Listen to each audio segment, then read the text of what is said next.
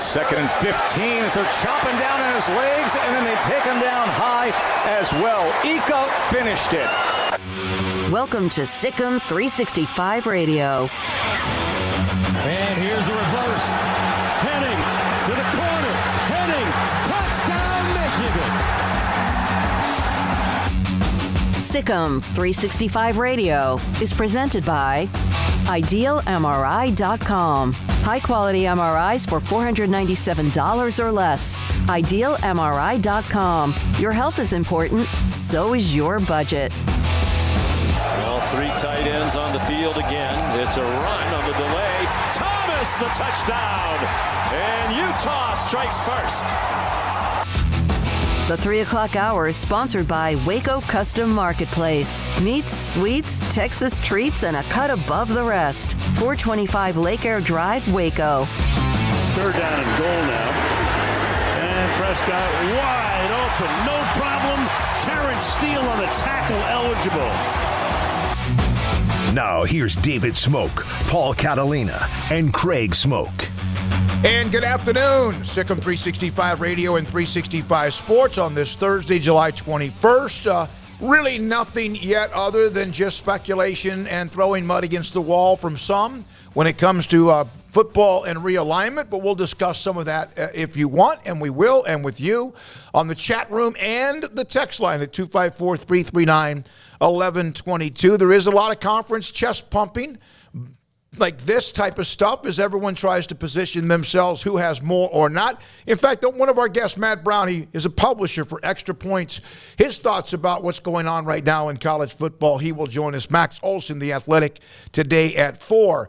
One thing I want to say, we are thrilled that TFNB, your bank for life, thanks to Jason Lavender and his great staff, they are the title sponsor effective now, basically, of our YouTube channel, 365 Sports, and also a part of Sikkim 365 Radio. Thank you to Jason. Thanks to his executive staff. And thanks to TFNB, your bank for life, with locations throughout Waco, Texas. Garrett Ross runs the mothership today. Also, Emery Winter and Levi Caraway, Paul Catalina, and also Craig Smoak. Now, Kirby Smart got some cash today. Big-time money, over $100 million. And I saw a response to that. Well, that'll keep everybody from thinking he's going to move somewhere else. I never thought that Kirby Smart would be anywhere else other than Georgia. Well, I mean, where else could you go but the NFL at that level? I mean, so you're a national championship coach at your alma mater that you have made perfectly relevant, not that they weren't relevant, but now really relevant for the first time since 1980. And, so you're pretty much everywhere you want to be. You've made that school into one of the blue bloods and decision makers in all of college football. So they're going to give you, an average of $11 million a year, it looks like, in that contract. So outside of going to the NFL, where's he going to go? Is he going to get the itch to go Brian Kelly somewhere? No. Where's he going to go? Yeah. He's in heaven. Yeah, I never thought of him anywhere but Georgia. Craig? Yeah, I think it's silly to even I guess be somewhat surprised that he's staying at Georgia. I mean, like Paul said, where is he going to go outside of NFL jobs? And I don't know how much he even has interest in something like that. Some coaches do, some coaches don't. But yeah, making good money. And I think that's one of the parts that I'm interested to see is, how that gulf gets larger with the haves and the have-nots. I mean, you're already seeing some programs that can pay a lot of money to coaches, but if you're suddenly in a situation where there's two leagues, the Super Two, as I've coined them, who are making hundreds of millions of dollars, and they can spend $15 million a year on a head coach, in theory, as much as that sounds ridiculous, as it really, when you're already looking at where some of the salaries are, especially if we're talking some of the top-level guys. So he's making $10.25. He's not alone in that ballpark or won't be for long, you know what I mean? So at what point does more of the separation come from just coaches' salaries of where, there might be a non-Big Ten or SEC coach that's out there and that's great and that's doing well outside of whatever that's going to look like. And, here comes a school that's super desperate to win games and they're going to throw $20 million a year at a guy because they're basically the live golf of college football where money's never going to run out. You know what I mean? So that's a part of this whole new chapter that I'm very curious to see because everybody's talking about, NIL and not being able to afford recruits. Well, I think you can still manage to, find the money to land recruits. You may not get some of these guys who are, in the $8 million rumors and things like that, but we've seen Baylor. They can pull up some NIL when they need to, and I know other schools can as well. We've seen what Texas Tech's recent efforts are, so schools can do it. But when you start to get into those big negotiations of, how much in a battle for a Dabo or a Saban or a Kirby Smart or whoever there might be down the line, how much are they commanding at that point? It's going to be very interesting. Well, when do programs have to make the decision that they just have to totally throttle down football? Because if you don't wind up in the Power 2 or what will maybe ultimately be the A3 or whatever you want to call it when the dust settles in conference realignment. So say you're one of the schools that gets left out, that's behind. I'll just throw out Oregon State. So say you're Oregon State. Like, when do you have to decide, like, we've got to throttle down football and we'll have it, but our coach is going to make $950,000 a year because that's what we can pay him, and we're out of the rat race now. Well, I don't think that really applies respectfully because they're not going after those guys, and they have zero chance at those guys. So, yeah, they'll pay their coach $950,000, but any wishes of even throwing an offer at a Saban or a Tucker or any of these guys, that's not going to happen for Oregon State. So, but I know what you're saying. But at least your dreams of even having like a good 5-year run and thinking like, okay, maybe we're going to build to something, but you can't ever. You just have to admit to yourself that you're chasing your tail. Well, I mean, Dave Aranda was out the door, according to a lot of national reporters, after year 2 at Baylor, no matter how many times it was said. And I was iffy just because that's the world. If you get money whipped, and I know Aranda's built different, and he's proven that, but, I'm going to think the same thing again this year. I don't think the same thing the year after, so long as there's a tension there because, ultimately there is going to be that draw of money. Not that he's somebody that's going to, fall for that because at some point, like, how much more do you need? There are some people that say there's never a limit. And there's some people that make $5 million a year, and they're like, you know what? I don't need $15 million a year, as much as that generationally might change my family. So, yeah, I don't know. I found it curious that here's a guy who's going to be making $10+ million, and we've seen other big coaches' contracts over the last couple of years, and I just wonder if that's going to be the next. Yeah, like, you can't compete with us in this arena, and we're going to be the select few who can actually pony up this type of money because we're making this type of money and because we're willing to make this large of an investment, whereas others like in Oregon State will either say, no, we have no chance of doing that, or we'll reach a point where, all right, we've reached our limit of how high we'll go. Going beyond this is just ridiculous for financial and just pure common sense reasons. But as we know in college football, there are others that will keep pressing the add button. A Tennessee comes to mind, for example. Programs in Oklahoma that they're gonna keep bumping it till they get what they want. But that's big time for Kirby Smart, and he earned it. Congratulations to him. So, guys, can you rattle off who are the ones making $9 or more million a year? Let's say there's 5 to 6. It might be 4 to 5. I don't know. Saban, Lincoln Riley, Dabo, Mel Tucker, right? Mel Tucker's got Brian Kelly. Yeah. Jimbo Fisher, Dabo Sweeney, Nick Saban, Mel Tucker, 10 years, $95 million. And I didn't see Lincoln Riley on this list, but I'm sure that's just the names that were a part of this article when the story was released as well. Wouldn't be surprised if that's the case. And, man, that's good for all of them. Good for them. The 10-year, $95 million deal is kind of what has been the high standard, the high ceiling. Dabo $10.93, Tucker $10.95, Kelly $10.95.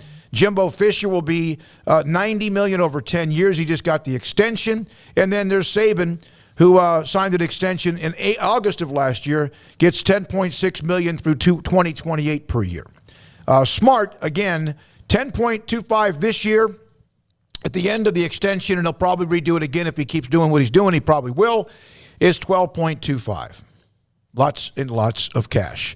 Matt Brown of, again, Extra Points, the publisher, will join us here at 3:15 today.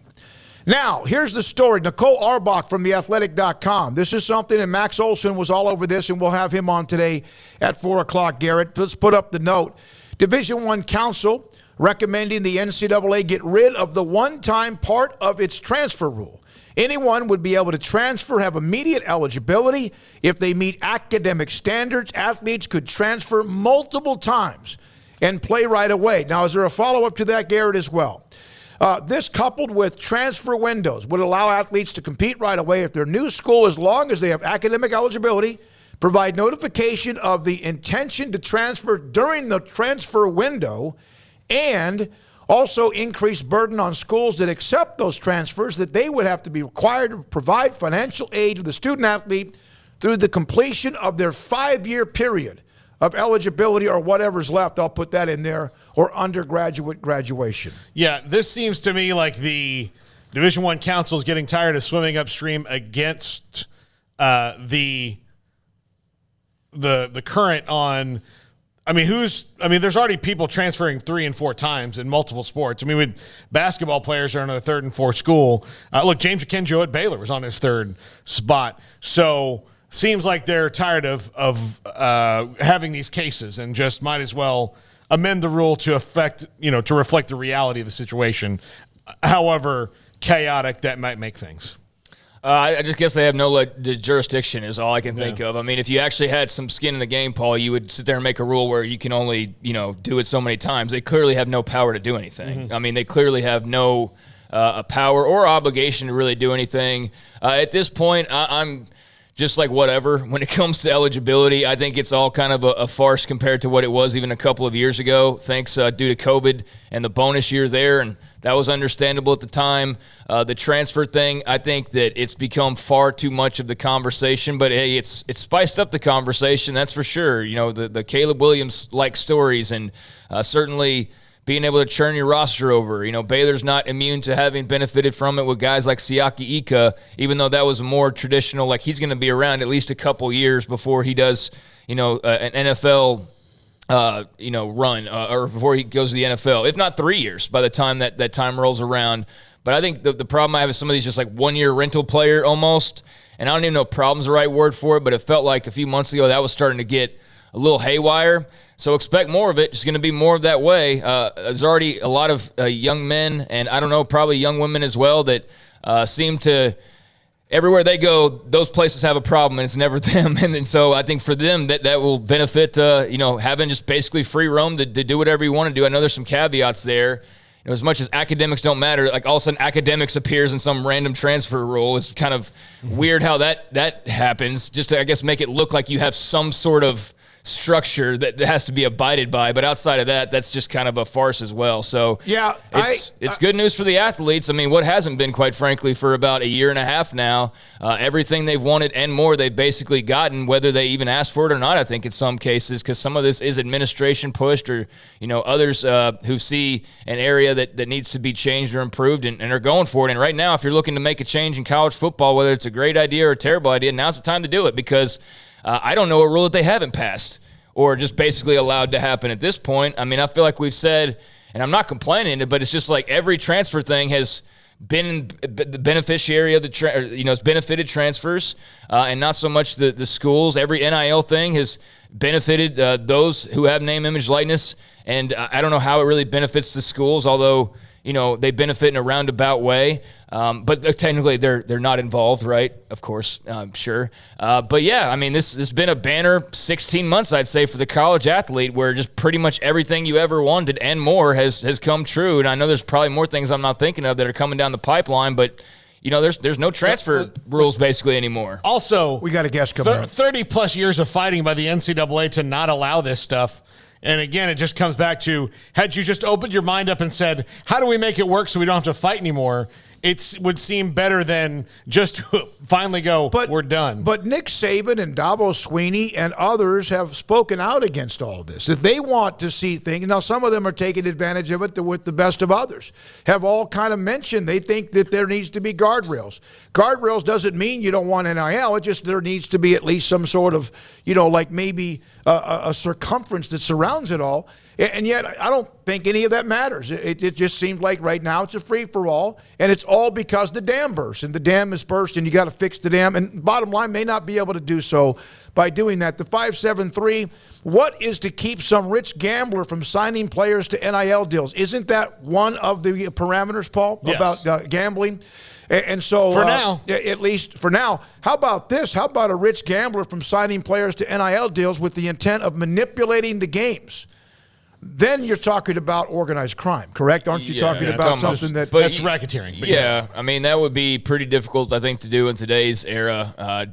But, with electronic communication, it'd be easy to kind of track down, I think, those communications. If somebody really wanted to dive fully in like that, I don't know. I'm not part of the criminal underworld, but, we've certainly seen stories like that back in, like, the 70s and 80s and whatever. I'd say nothing's off the table because there's so many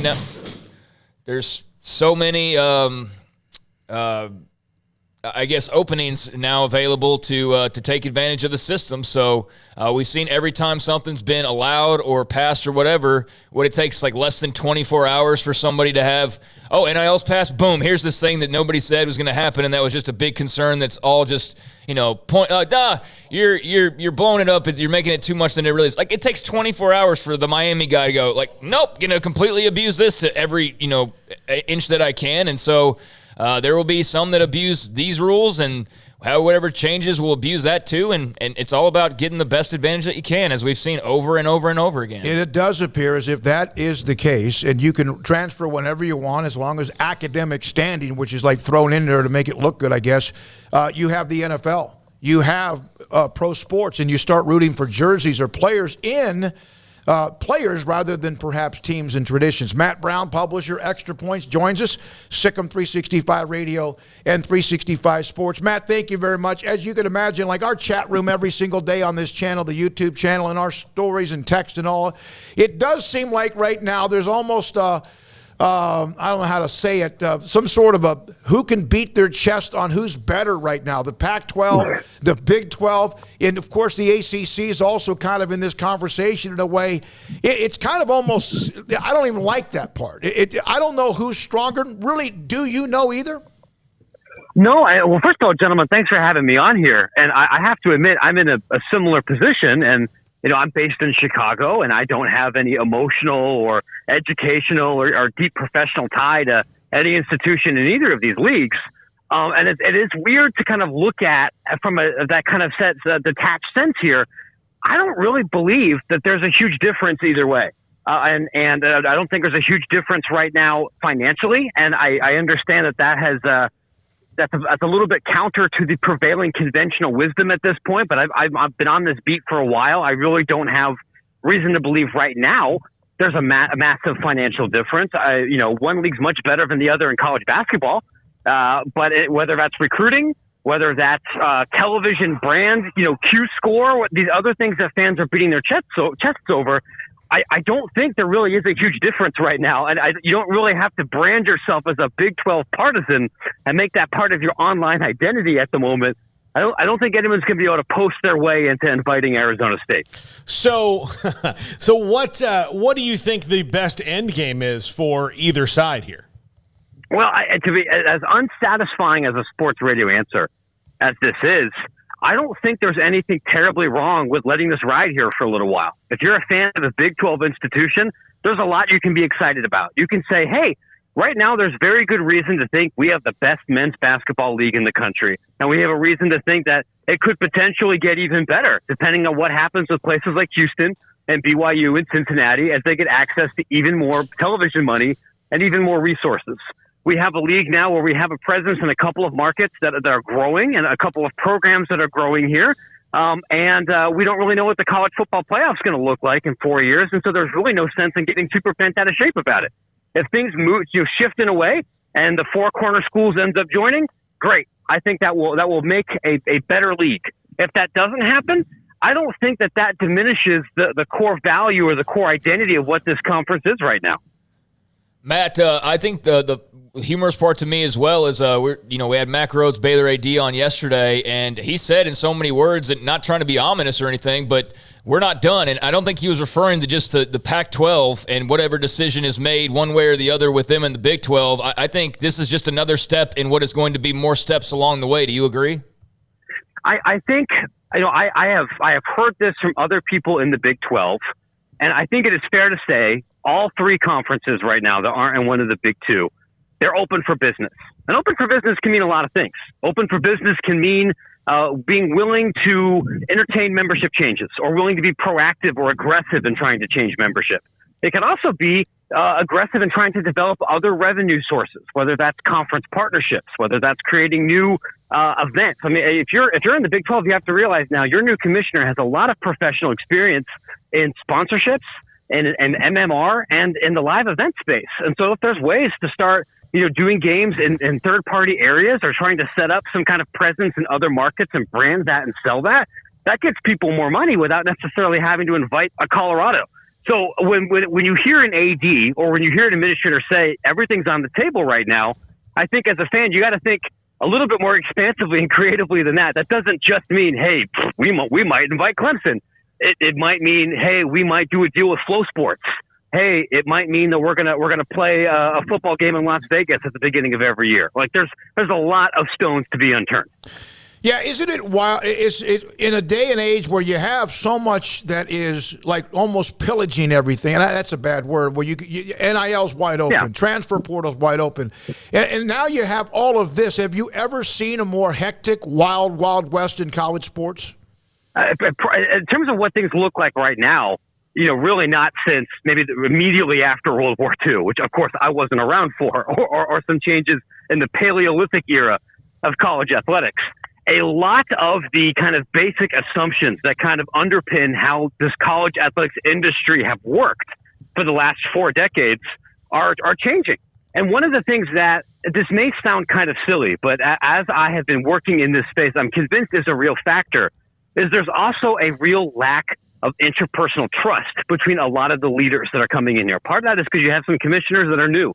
You have athletic directors who are relatively new. You have university presidents that are new, and that role is changing to where you're typically not a university president for 22 years anymore. They know those people change jobs almost as much as ADs or coaches now. So when you find yourself sitting across the negotiating table with somebody that you don't have a long professional history with, a little bit easier to stab them, and it's a little bit harder to really kind of navigate some of these very complicated questions with an element of trust. I do not imagine what happened with the Big Ten and the Pac-12 a couple of weeks ago would have happened if Jim Delaney was still here or if some of the other leaders were still around here. You got a bunch of new faces, and that compounded with everything makes for a less stable environment. It's interesting you bring up Jim Delaney because he for a lot of people was kind of a conundrum in that he was kind of simultaneously progressive at times, but also stuck in the mud. He didn't want to play off. He didn't want things, but he also did things that, especially individually for Ohio State and all that, and that worked out for them, or the Big Ten worked out really well. But he's gone now, and things are different. What do you think his legacy is really here now that Kevin Warren has taken over and it's different? Boy, that's a great question. I think you're right. Like, you could make a very convincing argument that Delaney historically is a little bit of a villain, right? And that many of the trends that I think many fans really don't like, rampant kind of cynical conference expansion to the point of bringing in programs that are outside your cultural identity just to grab some more TV revenue. Like, that was not invented by the Big Ten, but certainly perfected and really driven by that. A level of obstinance to a point of ridiculousness and then about face. Like, that's a Big Ten thing. Delaney, memorably told everybody that if the Alston case went a different way and athletes began to get paid, that the Big Ten would drop to Division III, which everybody knows was ridiculous. But what I will say is that he was a very effective advocate for what he perceived, or what the Big Ten presidents perceived, was in their immediate best interest. That was not the national best interest. That wasn't the best interest of athletes or consumers. but it was the Big Ten's best interest. And I think that also would drive a fan crazy if you're in the Midwest or the West Coast right now about the SEC, which I think is run in a similar way. It can be unfortunate that there aren't very many forces that are charged with looking after everybody rather than just individual regional fiefdoms. You know, Matt, as far as if you were someone that was controlling the Pac-12, if you were someone in the position of Brett Yormark and the Big 12, what would you do? What would you do you think is not just speculation or rumor? What do you truly think they can do? Well, I realize that I'm coming at this from a very different perspective because the dominant conventional wisdom, and this is true, I think even if you talk to athletic directors, is the fact that the Big Ten and the SEC are going to make so much more money in Tier 1 television distributions over the coming decade is a existential threat to our conference. We cannot possibly hope to compete if we are making $55 million and the Big Ten is making $105 million. And respectfully, I would say I don't actually think that that's true because there is a very clear point here where money literally doesn't buy anymore. The Big Ten has made more money from television over the last decade anyway, and that hasn't stopped the Big 12 from winning national championships in men's basketball. It hasn't stopped the Big 12 from being extraordinarily competitive on the football field and doing well in other sports. Big Ten hasn't won a men's basketball championship since, 2002? Anybody outside of Ohio State has mostly not won anything of merit at the national stage. They're an embarrassment in college baseball outside of 1 year for Michigan. It's a lacrosse and hockey conference and a debate team conference. And I say that as somebody who has a degree from a Big Ten school and is based in Chicago. So I think the most important thing and the advice I would give to any administrator in the Pac-12 and the Big 12 would be, we're going to do everything we can to earn more money, right? Whether that's non-conference scheduling agreements, whether that is being creative with TV times, whether that's really being aggressive in licensing and sponsorship opportunities. We'll do everything we can that doesn't hurt an athlete. But if we go into a world where we know that Purdue is going to have $40 million more than us, I don't think there's a reason right now to think you still can't be competitive. If you can win on culture, if you can win on talent evaluation, and if you have engaged boosters, it's not like the Big Ten's going to be able to take that TV money and immediately donate it to Michigan's collective and use it for payroll purposes. It's just not the way the money works right now. Matt, what do you think of the big wild card and all things realignment talk, which is Notre Dame? The difficult thing about trying to project what Notre Dame's going to do right now is that they are, honest to God, motivated by something a little bit different from everybody else. Mm-hmm. Notre Dame is not, and this isn't like me trying to be a Golden Dome homer or pump anybody up. This school is really not motivated to maximize their financial take home. If their goal was to make as much money as possible, they'd join the Big Ten. They would join the Big Ten today.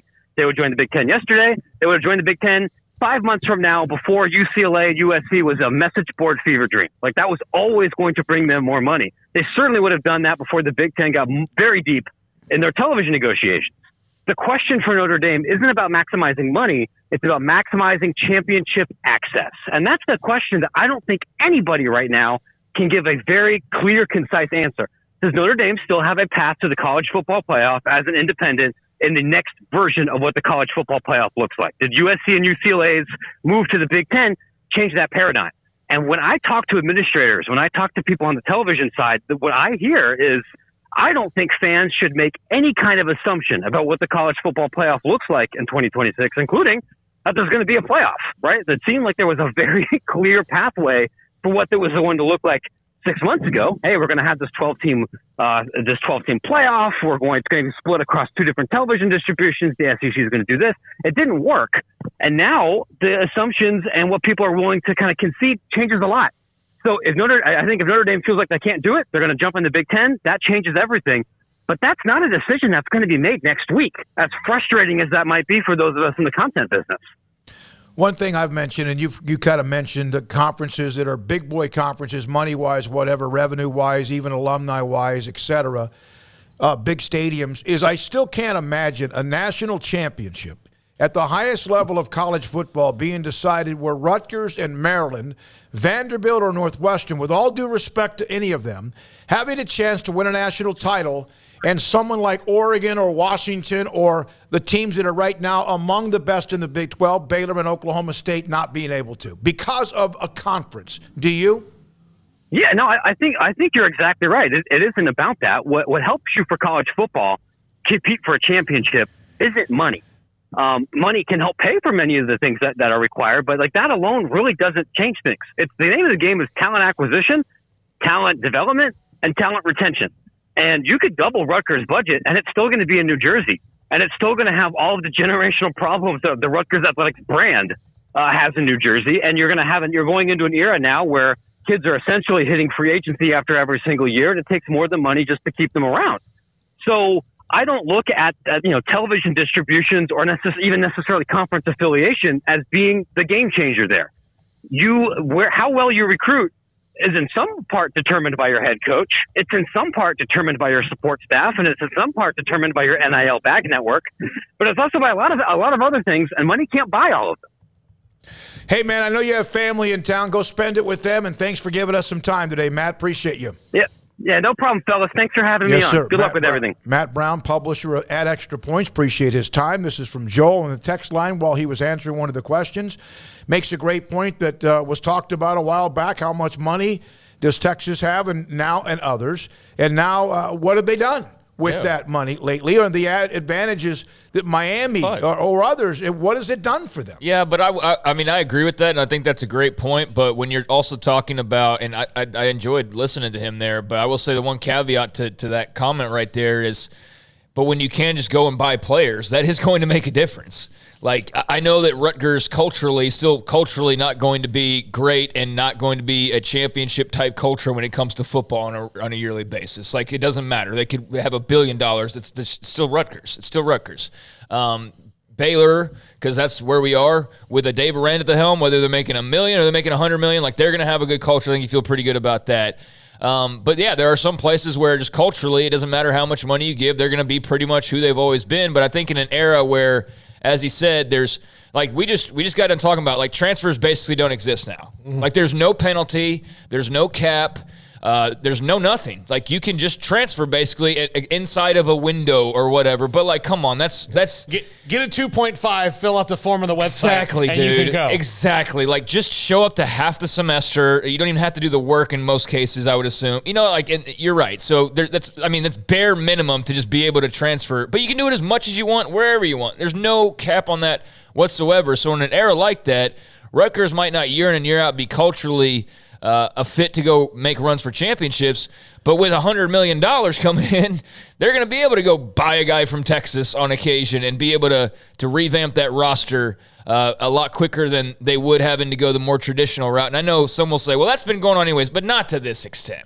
Not this blatantly out in the open to this extent. It was behind the scenes, in the dark, and a lot more limited than what we're seeing now, where we literally have a team announcing they're going to pay every member of the team and walk-ons $25,000 a year, just for starters. You know what I'm saying? The team didn't. The boosters did.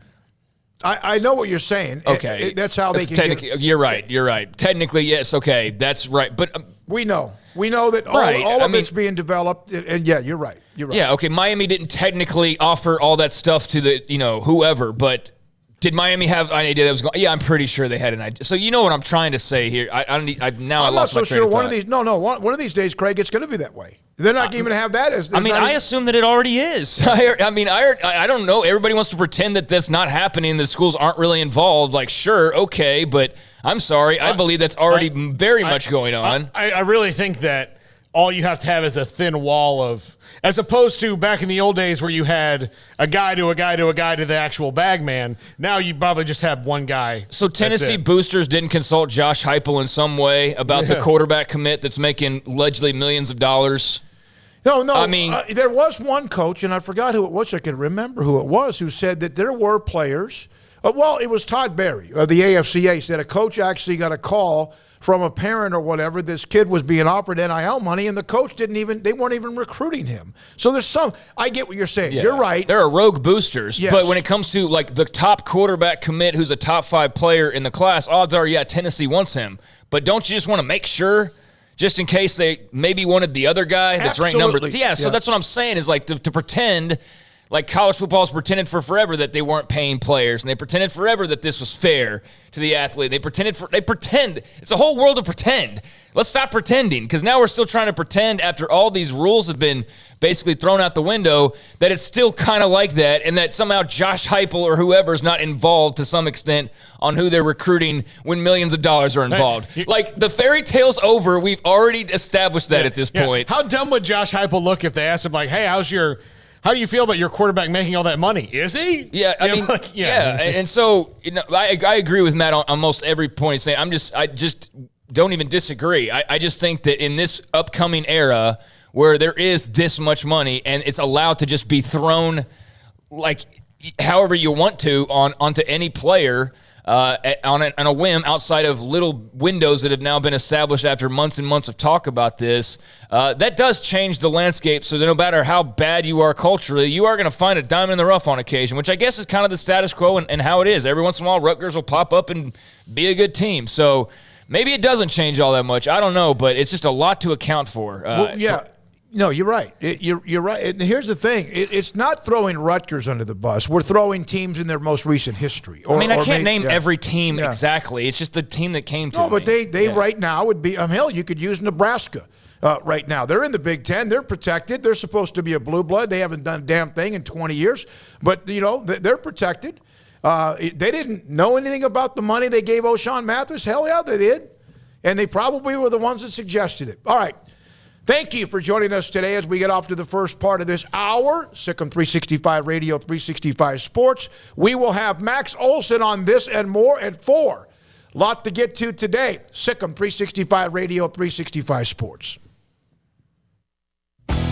Three Nations Brewing Company has 16 different beers on draft with a new beer every Friday. It also offers 2 air-conditioned tap rooms, a large indoor beer hall, a second-floor mezzanine offering a great overview of the brewing company and equipment and patio where you can relax under the shade. Plus, you can now experience the new Three Nations Beer Garden Grill on our shaded patio. Grab a cold beer and enjoy a bite from our freshly prepared and delicious menu. Street tacos, quesadillas, freshly cooked burgers and dogs, and veggie burgers too. State Fair tornado fries, nachos, and so much more, all prepared and cooked on site. So come visit the award-winning Three Nations Brewing Company on East Vandergrift off I-35 in Carrollton.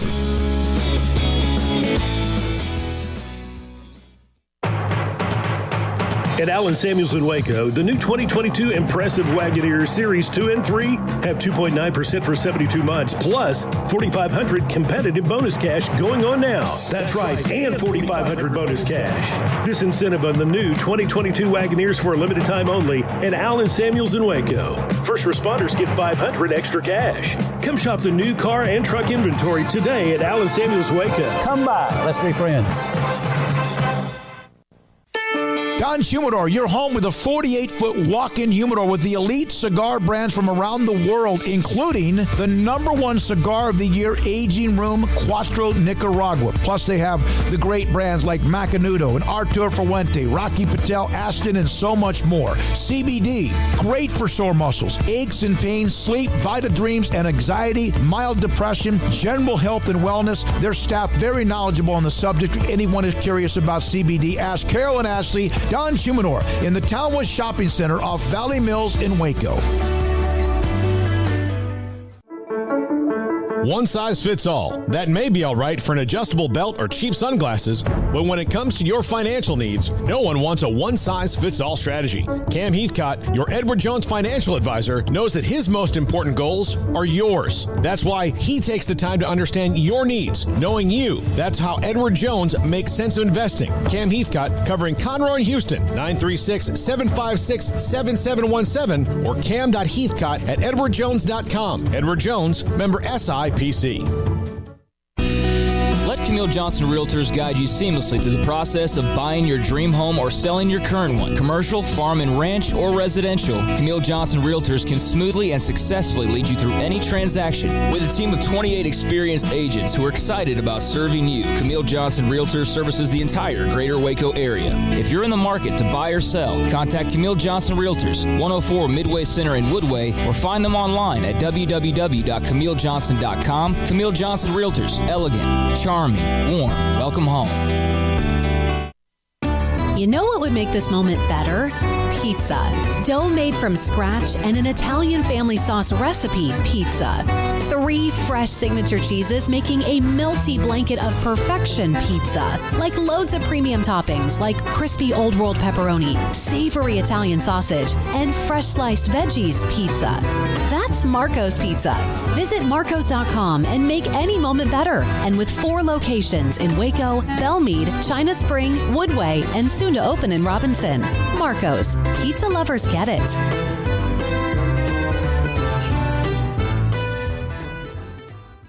Do you or your kids get nervous about going to the dentist? Stonewood Dental. Dr. Steve Childress, he can help.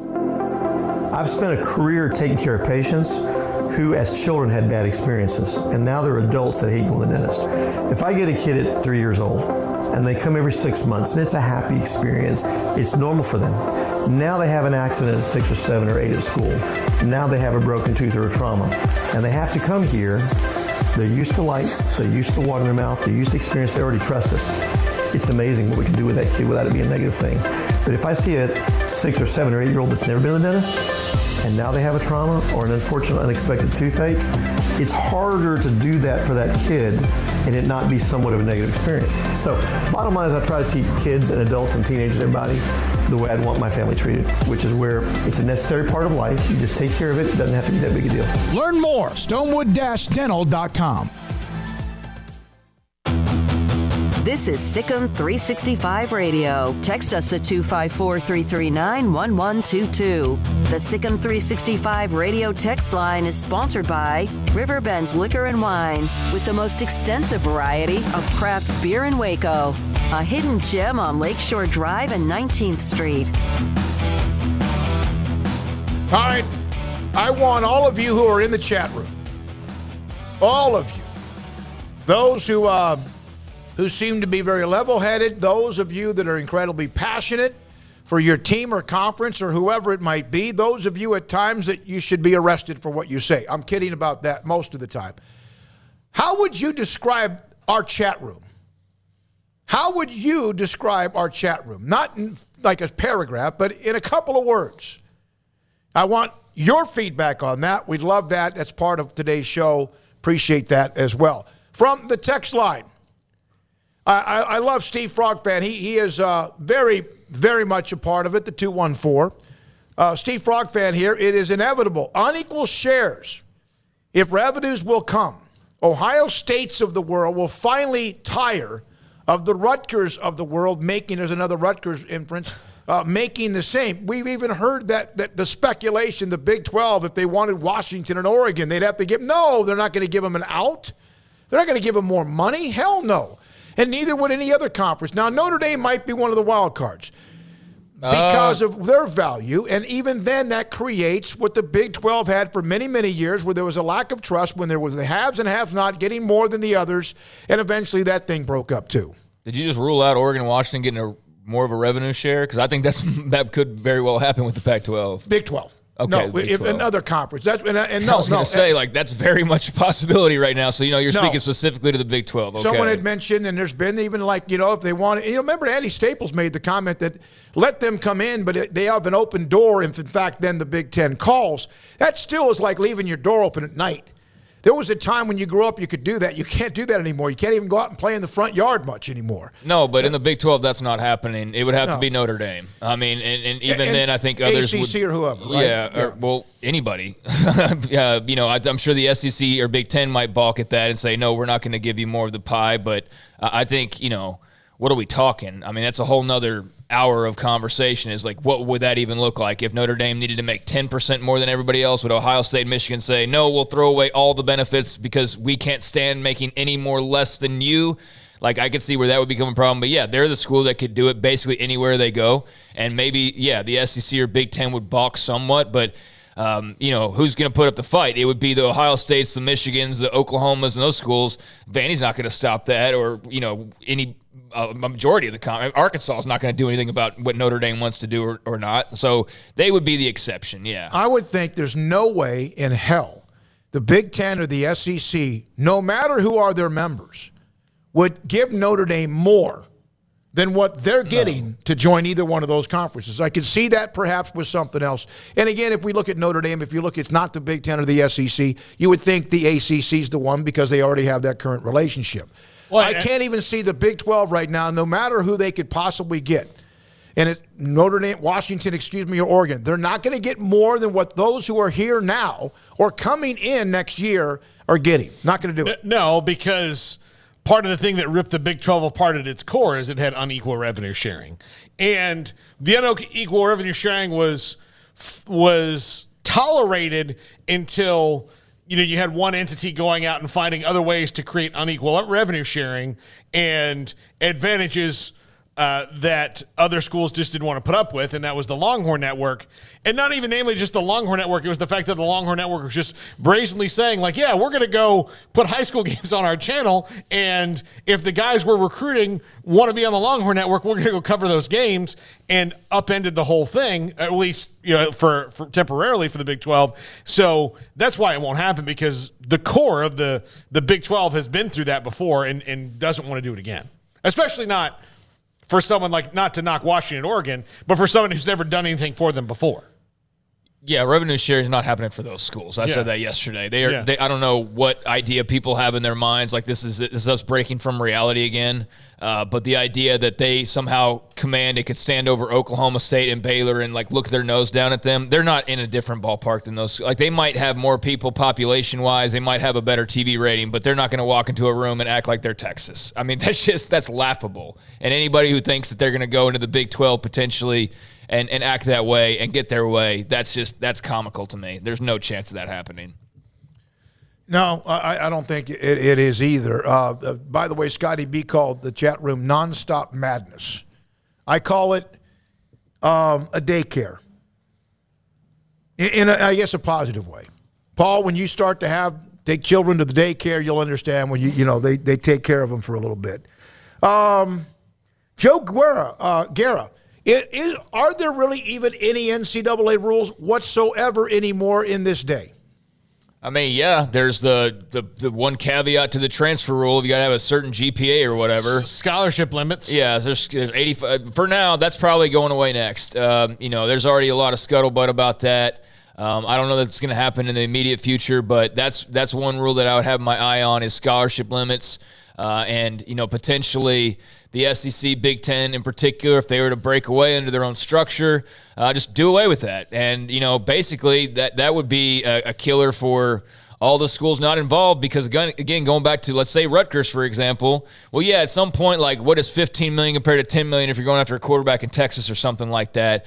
But if all of a sudden there's no limit on players you can sign, you don't think Alabama or Georgia or Auburn or Oklahoma or Texas or whoever is not going to sign 100 of the best players they possibly can? I mean, we see Tech with their NIL. They're trying to do it in so many ways. Or trying to kind of take advantage of the scholarship limits in the NIL era as best they can. So to tell me that that's not on somebody's mind right now, let's strip the scholarship limit. That'll strip down the Baylors of the world, those who are not involved, because we'll be able to poach a few more guys every year just under the scholarship. The fact that there's no limitations on it. So yeah, that 95th guy who gets a scholarship might not have a real shot, and he might just be kind of playing keep away with that guy. But ultimately that guy will probably end up in the transfer portal, and then we just have that whole to do and wind his way through the system. But I do think scholarship limitations are probably one of the next few things that we just see go to the wayside. But to answer your question, 85 scholarships, certain GPA to stay eligible, which we know is garbage and means nothing. Because let's just face it, every time I've even brought up academics, everybody's just spit on that and pretended like that's the most laughable thing. And I think that's the saddest part is how many people in the industry and involved with the industry and who pretend to have the best interests of the industry in mind, just completely, it's one thing to be for all the changes, and I am for all of the money, getting in the hands of athletes, but to just completely just defecate on the academic side of this, like it doesn't matter at all in any way, shape, or form, when the majority of these athletes do benefit in some roundabout way from the academic side of this or the educational side of it. I think it's just a real disservice to the young men and women to just pretend like that's not even an important factor anymore. And maybe some of that was just overblown to begin with. I mean, calling them student athletes and all that kind of stuff, but I don't know. I think we kind of lost our way a little bit and just acting like that always was just a figment of our imagination and meant absolutely nothing, because for the majority of athletes, that meant almost everything. Yeah.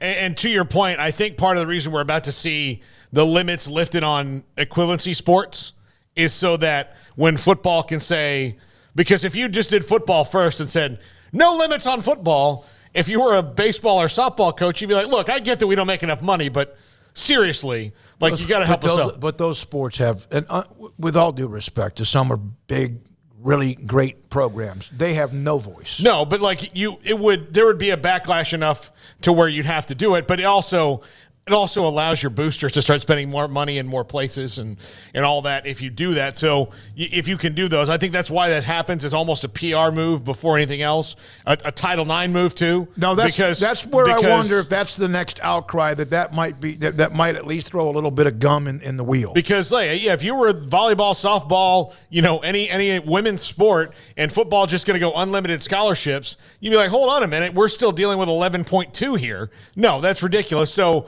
in order to balance out Title IX, you go ahead and do the equivalency sports all across the board beforehand and then pull down the football one. A year ago, back in the spring of 2021, of course, a lot of things changed when it came to the transfer portal. And, and my thing is, imagine if, in fact, the college football playoff expansion did occur. How much of this would be going on? The NIL would still be going on. The transfer portal would be still going on. USC and UCLA might still go to the Big Ten. But you know what? The college football playoff, for all the warts that it might have or whatever, was going to allow a group of 5 team to have a chance. Well, a group of 5 team was going to be a part of the playoff. They were going to be one of 8 or 12, right? Or 12. They were going to be able to be involved and have hope. And now you wonder if that ever gets done at all. And when they do it in 4 years or whatever, if the rules will include what it was going to include last spring. A group of 5 made it last year, the 14 playoff. Yeah, I know, but I'm talking about every year going forward. No, yeah, I mean, they're basically not going to have even the door cracked open. I mean, the door is basically only cracked open. It's not left wide open for schools like Cincinnati or whoever else you want to throw into that mix. It's outside the Power 5, which doesn't even really exist at this point. I mean, barely. But yeah, I mean, that hint or that hope, that glimmer on the other side of the door that you see, that you feel like you can kick open every once in a while. Yeah, that bad boy's going to be dead bolted and locked up, and there's some programs in the current trajectory they're going to have absolutely no hope. So what little they had and what kind of keeps them going and putting on the pads every year and feeling like, hey, this is the year that we might do something special. I think there will still be elements of that, but this dream of K-State one day being able to get to a national title game and crown themselves that's going to that's going the opposite direction of increasing. That's decreasing with, I think, every passing legislation and decision made by those who are swimming in ponds of cash like Scrooge McDuck. So some people don't seem to care. Say screw K-State or Baylor or TCU or whoever, Washington State. They never had a chance anyway. Screw those guys. I mean, I'll put that plenty of those schools that I just mentioned have knocked on the door, and they were only not allowed in because the door was they were at capacity. There's only 4 teams that are allowed in this room, and that was the only thing preventing them. But now, like, they might not even be, sitting there with a clue as to where the door is or what even direction to go to find the door. You know what I'm saying? So yeah, that's what's kind of, I think, a hard thing for people to deal with that aren't Alabama fan or Georgia fan who've got everything's fine, everything's good. Like, their big worry is just, oh my gosh, how much more millions is Saban going to spend compared to Kirby Smart. Like, that's their big concern, is tedious little stuff like that. But overall, their house and everything around it is fine. For a lot of others, I mean, yeah, they do feel like the water levels are rising and they're sitting there on the beach and it's about to get really hairy and they don't quite know where to go. You know what I mean? So that's the scary part. And, I guess we're unique in that we can have a little bit of a heart for those smaller schools and understand the standpoint of the big schools. But there are those out there that doesn't matter. You don't make us money. You're not going to bring us enough value. Screw y'all. It's all about the big boys. And I wonder if that's exactly where we're headed. It sure appears that way. I think Georgia and Alabama are worried about who's going to be better, but I do understand what you're saying because they're worried about making sure that how many teams they have to beat and then who they have to beat, and are they automatically basically going to always have, not a pass, they got to earn it, into the playoffs that they're going to be a part of it, but they're going to be that all the time. They're always going to be a part of that. There are some teams that don't care about those who are going to be left behind. And that's kind of almost business in America in some ways as well. Oh, this is very much America right in front of us. What's happening? This is America. This is like the real America. This, the old college football, that was the fake America that we all pretended was like just so great and heavenly. And obviously there were issues with it. And it wasn't perfect by any means, and the bubble got burst a little bit. But no, this is capitalism at its best, and this is the real college football in America that we're seeing unfold. This is cronyism at its best, yeah. And it is getting out of hand. Where if it was capitalism at its best, we wouldn't really be having this conversation because the other schools would have an opportunity to compete in the market. This is two groups getting together to eliminate competition and monopolize. Well, that's the question: are they going to have that opportunity? And that's right now what we're trying to figure out if they are or not. And it's looking for some like they might not, but we don't know that for sure. That's the big question that we all keep coming back to. Some of you are asking, like, for example, Craig, why are you so angry? Life is good. I'm not angry. No, you're not at all. I know you. You're not. A Yak Attack was about why are you getting negative. He's telling the truth. He's being honest about where we are and where we're headed. There's nothing wrong. It might be negative because it's probably going to happen, or at least it appears that way. When we come back, Max Olson, theathletic.com, senior college football writer, Sikkim 365 Radio and 365 Sports. Don Humidor and Coffee Beans in the Town West Shopping Center off Valley Mills in Waco with Carol, Ashley, and Cheyenne. And a 48-foot walk-in humidor with great brands of cigars. Cohiba, Romeo and Julieta, Arturo Fuente, Macanudo, Ashton, H. Upman, E.J. Picarillo. They have all of that. They have that. And also Rocky Patel, among some others. 48-foot walk-in humidor just packed with cigars. Packed with cigars. And with different flavors and aroma, and also even whether you want the Churchill length or something much shorter. They also have CBD products, including their gummies. It used to be called Vita Dreams. They went to a different manufacturer, but what it is a gummy that you can chew on a little bit before you're ready to go to bed, and it allows you to fall asleep a little bit more comfortably and relaxed and not toss and turn and save 30 minutes or 45 minutes or an hour of sleep. They have the old-fashioned pipes that my grandfather used to smoke back in the day. Coffee beans with great flavor and also aroma, the taste that you want. Don Humidor and Coffee Beans in the Town West Shopping Center off Valley Mills in Waco. Cars priced right both day and night. Average your car in Texas. Trucks built for you, red, white, and blue. Average your car in Texas. Cars that zoom with lots of room. Average your car in Texas. Count on us, a dealer to trust. Average your car in Waco, Texas. At Ideal MRI, we feel blessed to be a part of the Waco community. We're a small family business right here in Central Texas, and our goal is to bring down the cost of healthcare while maintaining high quality. At times like this, the cost of healthcare has never been more important, and unfortunately, significant illnesses and injuries still occur. That's why Ideal MRI is open and here to serve you through the difficult time. We offer premium MRIs just like a hospital with state-of-the-art technology and specialists, but you'll pay less. Sometimes thousands of dollars less, whether you're using insurance or not. At Ideal MRI, we accept most insurance and there are no hidden costs, even offering financing if that's needed. Everything included in the price, and you'll not get something as a surprise in the mail later on. If you need an MRI, ask your doctor about Ideal MRI. They'll know. You can schedule an appointment safely from home online in minutes at idealmri.com or give us a call, 833-IDEAL-MRI, idealmri.com. It was broad daylight. I stepped into a gas station for 5 minutes to grab a snack, and just like that, my car was broken into. They made out like a bandit. My laptop, my phone, everything. I called my agent to see what could be done, and he restored my faith in humanity. My claim was processed so quickly, and I was able to recover my losses. Stop by and see our agents at one of our 3 McLennan County locations. Coverage and discounts are subject to qualifications and policy terms and may vary by situation. Automatic Chef Canteen is a full-service micro-market vending and office coffee provider with state-of-the-art vending equipment, a wide variety of products, and offering custom-fitted micro-market vending office coffee solutions for your employee break room. You want a full break room solution and a workplace oasis? Well, Automatic Chef Canteen, locally owned and operated for over 50 years in Central Texas, also includes in-house mechanics on call 24/7 for fast, reliable service and maintenance. Automatic Chef Canteen, 6900 Imperial Drive in Waco, or online at automaticchefcanteen.com.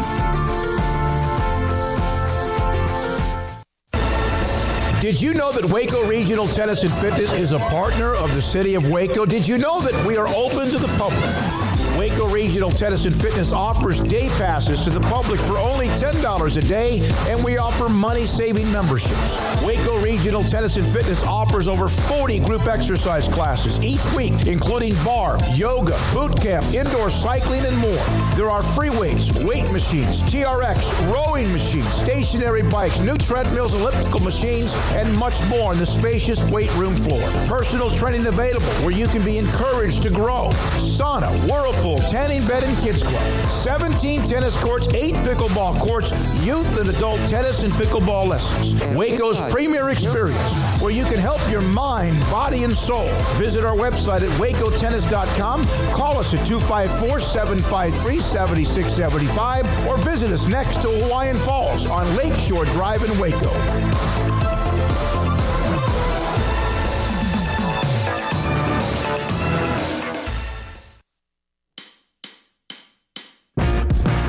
To punt. Robinson back deep, and it's a fake, and it's Fago. Diego Fago for the first down. Welcome back to Sikkim 365 Radio. It's time for our weekly segment with Max Olson of The Athletic, brought to you by Pioneer Steel and Pipe, where customer service is their main focus, and best in metal, steel, and pipe for large or small projects, with 2 locations in Waco and Bryan. Family owned and operated since 1943. Bazelak in trouble, lofts it up to the end zone. They got it, touchdown, tight end, Daniel Parker, and this one is in the books. Missouri wins it by 1. The 4 o'clock hour is sponsored by Boozer's Jewelers, the wedding ring store, specializing in custom jewelry and repair, all in-house. Now here's David Smoak, Paul Catalina, and Craig Smoak. Max Olson, theathletic.com, with us for the next 13 or 14 minutes or so. Max, thanks for your time. We read Nicole Auerbach, and she talked about various transfers. It seems like it's about to be unlimited based on a few things, I guess, that have to happen. Let's talk about the windows first. You had this yesterday as well with the Division I Council's recommendation. Windows from December 5th to the 18th and May 1st to May 15th. How much would that change from what we have seen, at least for the last couple of years? Yeah, this is, I think, on the coaching side and administrative side of things, their belief is they want to put windows in because they don't like this environment where, as you guys know, a kid can enter the portal any day of the week, any time of the year, right? And so they want to restrict this to a shortened period of kind of these recruiting periods here for these guys, where, when the regular season's over, it'd be the Monday after, Selection Sunday for CFP and Bowls. The transfer portal window opens up and players all go in. Now those players can make their commitments anytime they want. They don't need to make commitments before the end of the transfer window, but they're trying to, restrict those in-season transfers. They're trying to help these coaches kind of solidify their rosters for January through April, and then you'll have another round of it in May after spring ball. It's going to be a big adjustment for these coaching staffs because that's a lot of names hitting the portal all at once. I mean, certainly we saw in this cycle that's 2,000 scholarship players that went in the portal, and if we're going to make the one-time transfer exception we're going to kill that too, then that number could go up. So it's going to be a lot of players becoming available at once, and your recruiting staff better be ready for it because you have to make some decisions there, certainly in December and January, with just so many players becoming available at one time. Max, the other part of it is now they've just decided, instead of having countless hearings over why you need to go to your third school, just skip that part. Do you think that's more just fatigue of the fact that they don't really win those things anyway? Yeah, I think honestly on that one, I think that's kind of more like the men's basketball environment is kind of to blame for that a little bit. You guys have seen it with some of these guys that somehow have played for 5 schools in 5 years and stuff like that. Those are extreme examples, obviously, but yeah, certainly I don't think anyone's really been discouraged so far. You've had in this cycle, you've had guys that are transferring a second time and trying to do so as grad transfers. They're all getting waivers. The waiver process is just, no matter what they do, there's people trying to apply for them. So yeah, that kind of thinking that we've had maybe for the last year or so of like, okay, well, he transferred, so that was just his one. Like, that's just not going to be the case. And so, that's going to make all this stuff way more transactional. I think from like the player rights standpoint, you kind of get why they go in that direction. But, if that passes, and I'm sure there's going to be some opposition to that before they go to the vote, but if that passes, then you're living in a sport where everybody's on a 1-year deal. Which is exactly what coaches did not want, basically, right? I mean, the big complaint we've heard this offseason is the most recruiting is going on recruiting your own roster, and these rules just make that even more of a priority, right? Yeah, that's right. And, I think that, like, I think we're going to probably get to this point. I've talked about this with you guys before, but, does that mean we're going to start heading in this direction where you also see coaches kind of maybe taking away scholarships from guys and, or not extending another, a year and stuff like that? Like, are we going to see like a little bit more cuts and stuff because of the way this is going? I really don't know. It's the roster management piece. You hear people say it over and over, but it's just going to get a little bit crazier every year probably with the way this stuff is heading. And, I think that's one of those deals where culturally, like if you're doing things the right way, hopefully you don't have a huge problem with this. But, I mean, this last year we talked about these deadlines when you had to go in and stuff like that. And, I think now you're going to tighten that window, but at the same time, I don't know.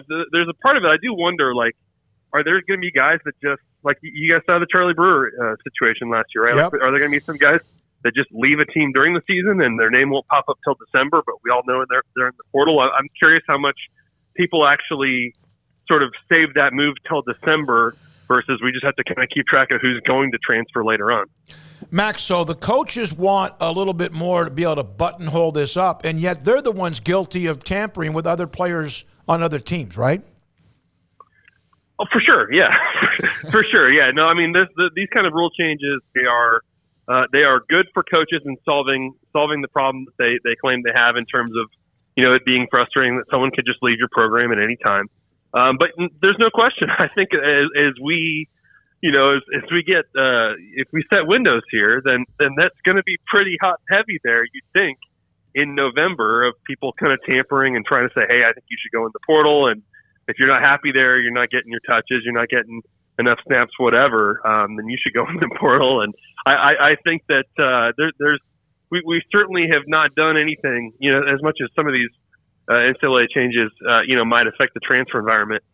We haven't done anything to actually add more policing to tampering or any of that kind of stuff. So, there's going to be plenty of that. And if guys can transfer as many times as they want, then really what's stopping anybody from taking, a little bit more money somewhere else or just believing that they can get more playing time somewhere. Max, we're into week 3 of what's going to happen to the Pac-12, everyone in college football's favorite soap opera right now. Do you think anything is even remotely close to imminent? I mean, we talked to Mac Rhodes yesterday. He kind of said the Big 12's plan is act or be acted upon. Not kind of said exactly what he said, act or be acted upon, but there's still some factors out in the water that would lead you to believe that nothing is close to being really acted upon yet. Yeah, I mean, certainly the Big 12's mentality on this is pretty well established. They're going to go after these schools, or they're in the process of going after them. The question, right, obviously, is like, what's the timetable? And what's the likelihood that they can pull that off? I think that probably a key detail in all of this is just what is the feedback that the Pac-12 gets from ESPN and Fox in the 30-day window for the start of their TV rights negotiations. And if that's discouraging, I mean, I think that's a piece of data that these schools and these leaders all need. And what are we looking at in terms of this next TV deal? and what's our exposure here in terms of the hit we're going to take without USC and UCLA. I think that, that 30-day window is supposed to end, I believe, early August here, but, I'm sure they could get that information sooner than that. I'm sure you need to kind of do your homework on what the financial situation really is, because at the end of the day, as one person told me this week, it's not like the Big 12 is going to, charm them into coming. It's all about money. It's about what is ESPN backing in terms of what they see as the best outcome for the Pac-12 and Big 12. And I think that piece of it, that's kind of the mystery here that's got to get solved if the Big 12 is going to be able to raid the Pac-12 or if those schools are staying put. Max, if I asked you just an X's and O's question or a team and how good they might be or who might win the Heisman, would you faint? Oh, I'd love that. You might actually stump me though, just because how much time we've really spent talking about it. Well, I got to tell you, I was asking that question, realizing I don't even know what the hell I'd ask you right now because I haven't really thought about much of all that. But I don't know. Your thoughts about the media days are wrapping up. I know the Pac-12's down the road and others, the ACC and SEC are wrapping up. Did anything from outside of the Big 12, anything at all, kind of just maybe catch your attention more than something else? Yeah, it's funny. I might probably mention this last week. But you feel a little bad that that the comments from the commissioners and ADs and stuff like that is kind of overshadowing the actual media days here in terms of what the coaches and players have to say, because at some point we all collectively need to actually move on to August here and fall camp and actually getting ready for all that. So I think even this week, people were just really more on high alert for what Greg Sankey and Jim Phillips had to say about their respective situations and their conferences. But no, nothing crazy team wise. I really genuinely hope that this stuff can kind of go on the shelf here at some point and we can actually kind of get deep into previewing the season, because I just feel like this has been one of those summers where there's so many issues and news stories and stuff that pop up that I don't know if any of us feel super prepared for start of September here. Do you believe Jim Phillips when he says that he would vote the same way about the playoff as he did last year? Oh, I don't know. I think that, I think the issue that the folks that wanted to get it passed had was more with Kevin Warren than with Jim Phillips, I suppose. But, I think that, there's no doubt that conversation, and Greg Sankey made that clear this week, but it's going to be a different conversation in the fall or in the next time they get together to actually meet about expansion, because I'm of the opinion that, they had an opportunity to get Greg Sankey to compromise on a model that, while it was good for the SEC, to protect the conference championships, was probably a model that all those conferences need. And to get the top six in, I thought was a pretty good solution to all of it. So when it's time for that conversation to happen again, is Greg Sankey and Kevin Warren, are they going to be in favor of a model that has 5 or 6 conference champions, some AQs in it? I don't know. I think they probably would be, more looking for, as much as this playoff needs more access, obviously, I imagine they want as many at-large bids as possible. So that whole conversation is going to be really different. And that's another one that, Brett Yormark has to get studied up on and get ready for. Max, I know you got to go, buddy. We appreciate your time when we can get it. See you. It was great to see you in Arlington. Have a great weekend. Thanks, guys. Max Olson, theathletic.com, with us on 365 Sports, Sikkim 365 Radio. By the way, LTP on the chat, you guys are the best. So thrilled with your success. Just messing with you, Craig. I like your fire, and I need that hat. Well, I don't know what to tell you as far as the hat. I know a little bit update on that. Okay, well, you can provide that then. Well, I was talking to Cole Barber about it. We did get a box that was sent to us. What was it, Paul? About 20. And each of us in the studio may have picked one up. We gave out 3 or 4. And I think I have 1 or 2 where I am as well. But that is coming again. We'll have another box at some point that we like to pass along to you. And they will be available eventually in our store for you to buy them. They're at a very, very nice price, and they are very nice hats as well. So that's the answer to that part. Yeah, and I'm not bothered by any comment. I can see where it comes across as negative. I just kind of lean that way normally anyways, because I'm a realist and just look around us. I think I'm being pretty realistic, but it's just a lot to wrap your head around. It's one thing, it's fun talking about like this expansion and what could happen here in this fantasy league but then you start getting into like the transfer windows and the newest rules that aren't really even rules anymore, and it's just a lot to kind of digest sometimes. And today's just a day where it's like, man, okay, so this is now this and that's that, and how does that lead to this eventually? And and I'm just sitting here at a table. Like, imagine what Dave Aranda or Jimbo Fisher or Steve Sarkisian or anybody else you want to throw out there, presidents, commissioners, like, what are they going through? Because I'm sitting here getting stressed out thinking about, like, there's not even transfer laws anymore, basically, and how that stresses me out just thinking about roster management. You think Dave Aranda's a little stressed out by that? That every single year, no matter what you do, the kid you just signed 10 months ago is now a free agent. Well, and there's nothing you can do about it. Every member of your team, the guy that just won a Heisman for you, could go play for your biggest rival the next year. No punishment whatsoever. And I get it, the free flow of players. I'm not arguing against that. It's just weird, man. It's weird, and to act like it's not weird is weird to me. To highlight how far we've come from where the NCAA had too many rules to where they have now like 4. There used to be a department in the NCAA that would break down. There was rules about cream cheese. You could have bagels but not cream cheese in recruiting because of the price points of cream cheese and how schools couldn't afford it, but bagels are pretty much the same everywhere. And they had those kind of silly rules where you could get in trouble if you had cream cheese for your bagels. Or if you offered peanut butter and jelly sandwiches, the peanut butter and the jelly had to be generic brands. Like you couldn't go out and spring for Jif. Wow. It had to be Hill Country. Yeah, you couldn't spring for Jif. Think about this. Yeah. This is unrealistic, but there's a lot of things that I feel like have been called unrealistic over the last, 12, 15 months that are now very much realistic, that people said, oh, that's stupid. Why are you worrying about it? It's just one little rule. Isn't that how it always starts? It's just one little thing, right? And then that just snowballs. But in theory, in today's college football or today's college sports, you could be the starting quarterback your freshman year at Oklahoma, your sophomore year at Ohio State, your junior year at Texas, and your senior year at Michigan.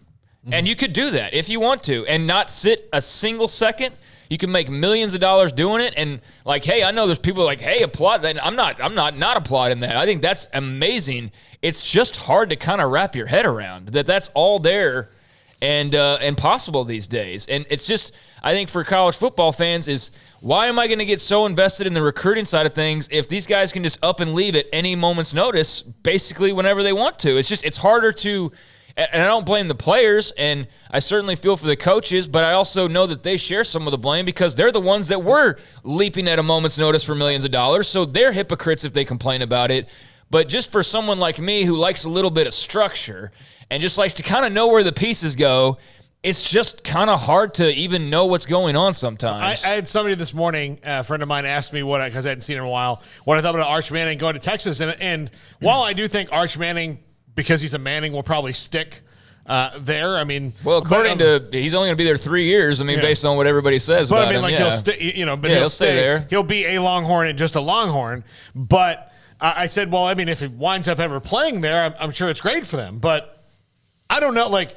Now I can't even, for people that I would say. Even programs, Paul, are you saying this, that have always or never had to worry really about losing somebody good? Once they have them and they're good, they even have to be on alert. Look, Texas has all the advantages to keep people, and they've never really, when they lose people in the transfer portal, they're not usually lamenting that.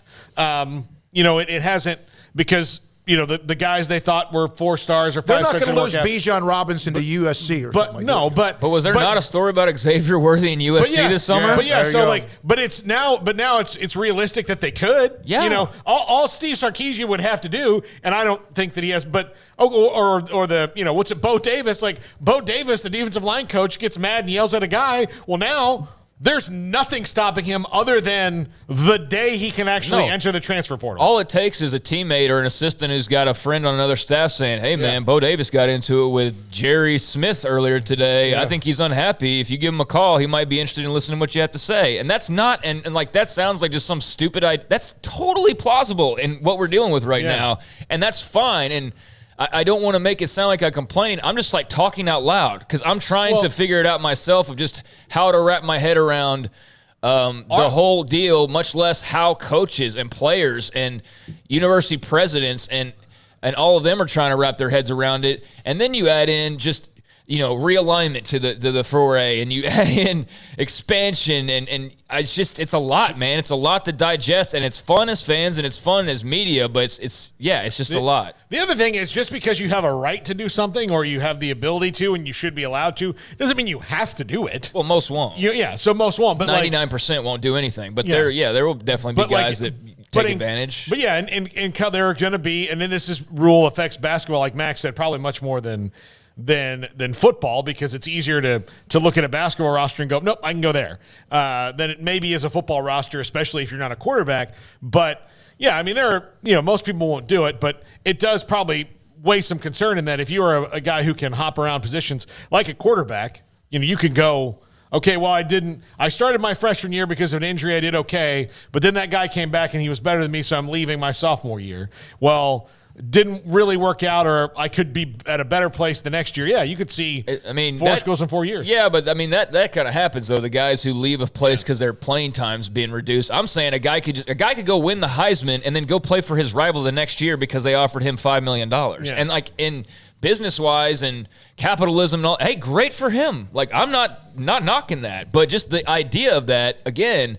it's hard to wrap my head around as a college football fan, and it's hard to really feel like this is the college football. Not that I want to go back to the era of not paying players. That's the opposite of what I want. But just the lack of loyalty, which again brings up the coaches example. But I think you know what I'm saying. It's just different. And whether it's good or bad different remains to be seen, but it's different. From the 239, and I do believe that a lot of people feel this way, no matter his fan base or his favorite team. And I do think that it would be interesting to get a poll from college football fans, which we have, by the way, with the chat room and the text line, et cetera, is I think if you're part of those who are ahead of the curve when it comes to the arms race, and you've never really had to worry about, who's in your backyard or your front yard, I think you don't care. No, that's what I said earlier, yeah. Yeah. This is from the 239. I love the show. Listening to from Cape Coral, Florida. Hometown. There we go. What's up? Really? Yeah, Fort Myers right there. Cape Coral. It feels like what they are doing, whoever they are, is trying to ruin a great sport. If it comes to pass that we have a playoff with only only two conferences, I will no longer watch anything they put out.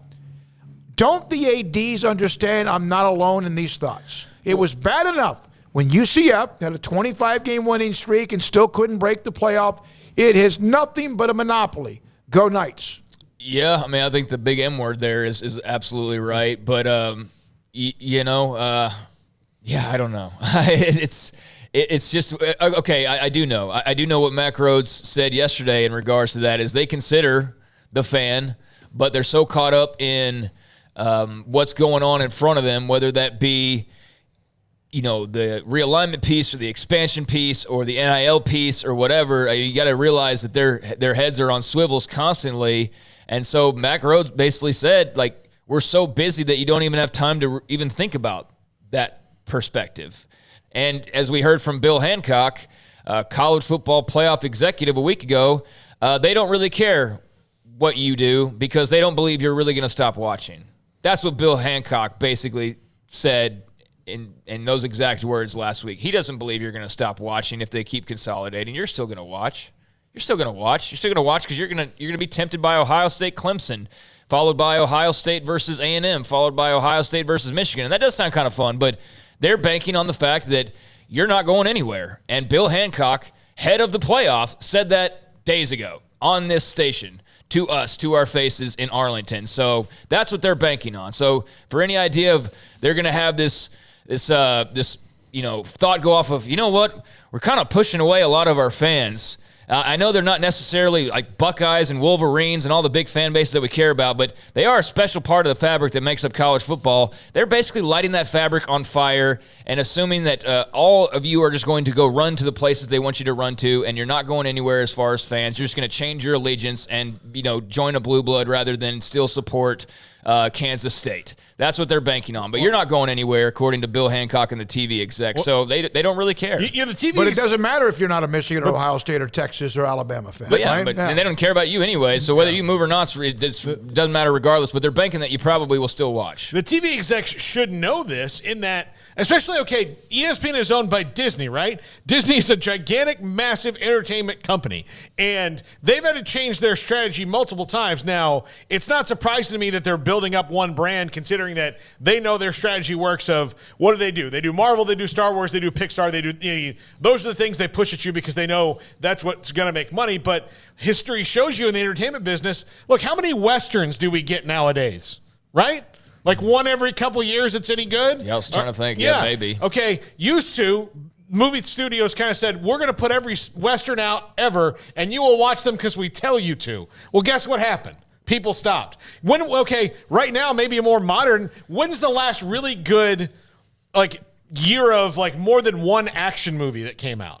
Action movies aren't really that popular anymore. They used to be in the late 90s. I'd go watch Nicolas Cage, break into a prison or blow up a plane or whatever. Now, doesn't happen all that often. You know why? Because people's opinions change. So you will watch something that we tell you to watch. The entertainment executives that are running this should know that is not a winning strategy for a long time. All right, Garrett, I just sent you an email. There's a Baylor football story about adding a quarterback to their to their roster, and it's a local note because it's also a lineage of Baylor. Let me know when you get that ready. From the 970, this is Mike from Broomfield, Colorado. I'm a diehard Buffs fan, and the Pac-12 is torn apart now. If only the top two teams every year from the SEC and the Big Ten, then I agree. I agree. I will not watch the national championship game. Let's see. And, there was a lot of people back during the, Kaepernick stuff that swore they would never watch the NFL ever again, and they were back in a few months. And I'm not saying that to you directly because I believe you. I don't know any different. I believe that you'll pledge that you won't watch anymore. But, I'm just telling y'all I'm not even being negative here. That's Bill Hancock said that on this show to our faces last week. They're banking that no matter what they do, as long as they've got the big brands that make the big bucks, which is fine. That's how a lot of things work. It's the way of the world. It's what it is. I might not always agree with every aspect of it, but that is the way that everything works and how this country operates and how media operates and how everything goes. If we're getting, we're in a situation where viewers mattered, and hey, the show that's getting more is going to be picked over, so on and so forth. We might get relegated if we didn't have enough viewers to whatever, that would be, but so I get that's how it all operates, but they are absolutely, those in charge, banking way more money under this changing college football landscape. They can cut a lot of the excess, the unnecessary, which may be your K-States, your TCUs, your Baylors, your whoever's, and they're just going to sit there with the big bucks and the big brands and laugh all the way to the bank, and there's nothing you're going to do about it because you're not going to stop watching. From 480, NBC Peacock, Notre Dame going time zone hunting with the bigger 12, plus the Phoenix market, Buffalo, and also Utah is very interesting. Notre Dame's value anywhere with NBC is a broker deal maker. Also, from the 239, this is college football. There's more passion than maybe Bill Hancock realizes. He is dead wrong. Well, I regret somewhat because you do have to be respectful. I regret not following up in a more critical way with him when he said that. I was kind of taken aback by it, quite frankly, that he just said it so matter-of-factly and so confidently that it didn't really register with me until a few minutes later. Yeah, but we both completely No, but afterwards we actually... I should have said, who the hell are you and what crawled up into you? Yeah, it was arrogance on a level that I just can never relate to, will never see eye to eye with, but I'm thankful for that. But yeah, sure, he's a nice guy outside of that, but he is very much corporate playoff guy at its core and not even trying to hide that at all. So and that kind of shows you how they think. And that's how it, and again, that's the way of the land, that's the way of the world, that's the way of business and networks and cable and conglomerates and conferences and all this stuff. I mean, it is what it is. We're talking about not a sport, but a business at the end of the day. And that's never been more apparent than it is right now. And that's fine. And that's going to keep plenty of people engaged. And we're going to be some of them to an extent. But, how much can you push that philosophy and that inclusiveness or that exclusivity, I should say, and how far can you go before that eventually does turn around and bite you on the butt a little bit? They're not banking on it doing that anytime soon because the money's so huge that these networks are promising for what they are promising with whatever these leagues look like. But it is curious. I think that's the big question is how much can you keep changing this before you do eventually, push a few people overboard that you regret doing ultimately. All right, we'll have Mickey Spagnola in the next segment. The NFL camps opened up this week. Cowboys open up next week as well. I'm getting a text, by the way, from the 214. If you want to kind of get some more insight on what might be happening as the simmering might become a little bit more of a boil when it comes to the Big 12 in the future, if we can confirm anything, of course, we will. But right now, Sikkim365.com, which is the umbrella of everything we do, in the premium section, there's a hell of a thread going on right now with a guy that we know named Lion Bear, along with others. Gunny Hartman, among others. They have real names, too. But they've got some pretty juicy stuff going on. We'll try to see what we can actually share with you and win. 254-339-1122, Sikkim 365 Radio and 365 Sports. When I need something that is for anything dental, I call Dr. Steve Childress, and he's great enough where I guess I've done something right. He said, hey, you text me, you call me, whatever you need, and I've done that a couple of times when I've had this pain, and I knew that his dentist office, I knew the building was closed. They're gone. One time for the weekend, and then he met me there on a Friday night to help relieve some pain that I had in my bottom right molar. I've had something issued. I mean, with my age, my teeth kind of have some issues. I'm trying to fix some of those. One time it was in my top left molar. He helped me I walked in the door on a Friday morning when they are jam-packed to get to the weekend and get as many customers, as patients as they can, do it the right way. And he found a way to help me out, just to relieve some pain. And then, of course, just the regular stuff, like the being hygienic with your mouth, as far as teeth cleaning and all that. I have a follow-up to have 2 crowns put in my top right-hand part, just a little bit to the right of my front teeth. Dr. Childress will put in the crowns. Dr. Warren, by the way, who's an amazing oral surgeon, he helped be the one that set up implants. They are amazing. Stonewood Dental, your comfort is their priority, and they can do dentures and bridges and implants and extractions and what you need. If you want IV sedation, yes. Root canals, I've had a few of those. Stonewood Dental, Dr. Steve Childress is amazing in Robinson, Texas. Baylor University is where lights shine bright. So, let there be light. Let there be roommates and teammates, scholarship and championships. Let there be fresh starts and new traditions, fast friendships and lasting impacts. Let there be laughter. Let there be joy. Let there be light. Baylor University, where lights shine bright.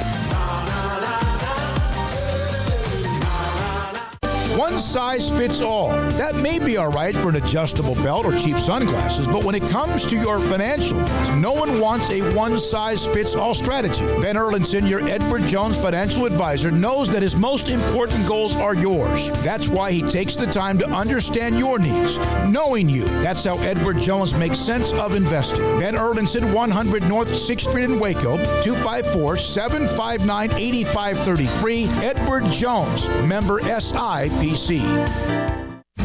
Shorty's Pizza Shack at 12th and Bagby is a homegrown, family-owned and operated must-visit pizza place in Waco. Fantastic pizza by the slice or get the whole pie to share. Great happy hour specials every single day, and it's not just pizza. Great wings. You have to try the Sikkim sauce, chili cheese fries, pizza pillows, and more. Dine in for a great hangout or carry-out. Order online at shortyspizzashack.com or do yourself a favor and bring your crew to the restaurant at 12th and Bagby. Shorty's Pizza Shack. Tell them Paul sent you by.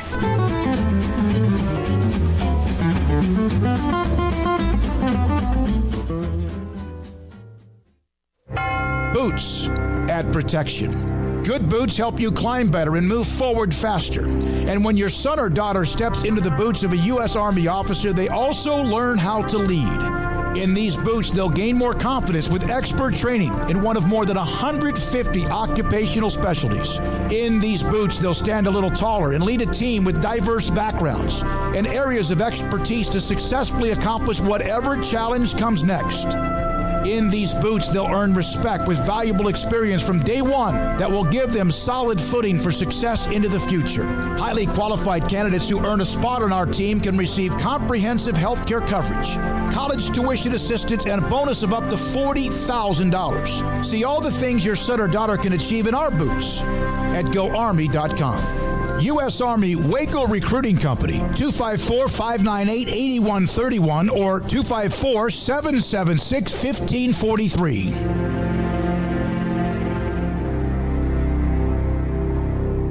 Brad Boozer, Boozer's Jeweler, joins us on Sikkim 365 Radio. Boozer's Jewelers on the corner of Valley Mills and Lake Air Drive. It's a staple of the Waco economy. What are some of the things you have coming up? You know, we kind of call ourselves the wedding ring store. We do all of our own custom work in-house. I've got 2 expert jewelers on staff every day. We can make anything from scratch. We kind of pride ourselves. Probably 9 out of 10, every engagement ring we do is actually made custom to what the customer wants. People look at that, oh my God, I can't afford it. I can't afford something like that. You've shown me examples that you could fit pretty much any budget. It doesn't cost any more to custom make something. You still have gold, you still have diamonds, and you still have labor. Best thing about a custom piece is if you have any old jewelry or heirloom jewelry or something passed down from a grandma or somebody, we can take that jewelry and use it towards your wedding ring for the sentimental value, and then you've got the product, and then it's just a little bit of labor and a little bit of design on your part of what you actually want. You want to know why they're successful? Brad Boozer, the owner of Boozer's Jewelers on the corner of Valley Mills and Lake Air in Waco. Welcome back to Sikkim 365 Radio. Prescott on the keeper, walks in, touchdown, Dallas. It's time for our weekly segment with Mickey Spagnola of DallasCowboys.com. Brought to you by the First National Bank of Central Texas, with 5 locations to serve you. Mention this to start today's show.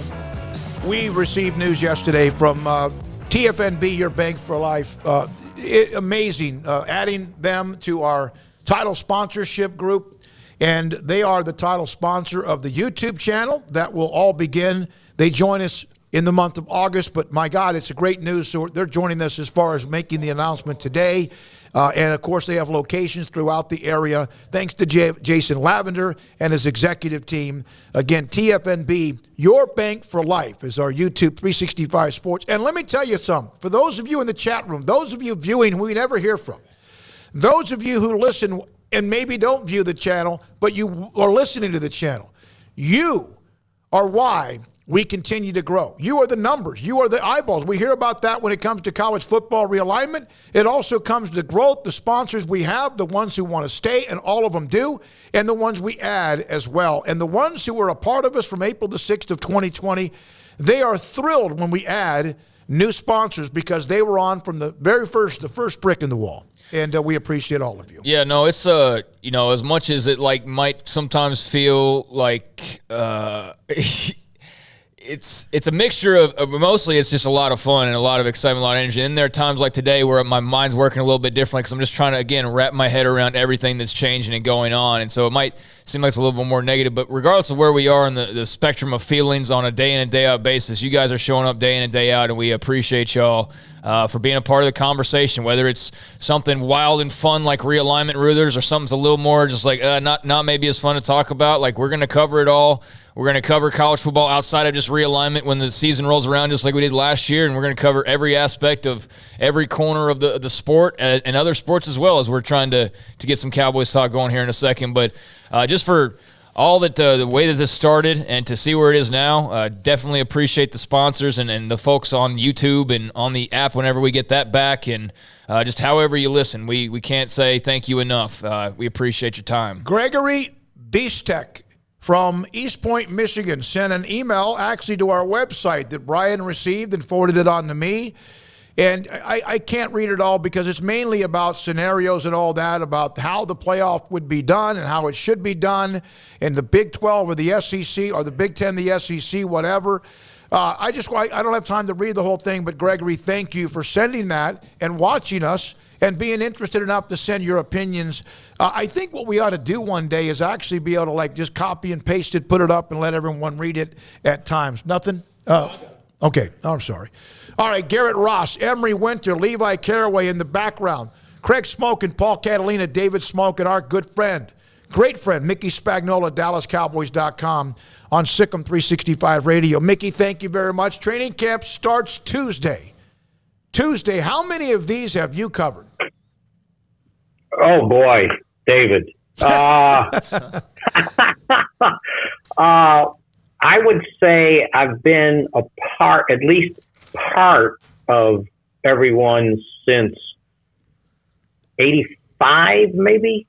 I might have missed the 88 season because I was doing the Olympics. But so, yeah, do the math on that. Dang. Well, I mean, like, it's kind of a bummer to miss training camp, but the Olympics, I guess, would be a good reason to skip it. Mickey, as we get towards training camp, what is the thing that should make Cowboys fans most nervous heading into the season? I would think wide receiver position, having to figure out, after, trading away on their own, by the way, Amari Cooper, and then losing Cedric Wilson in free agency. I would think that would make me nervous knowing that, okay, CeeDee Lamb is your number one guy, but with Michael Gallup probably missing the first month of the season, still recovering and, rehabbing from his ACL surgery in early February. Now you're looking at James Washington, who, only started 2 games last year for the Steelers.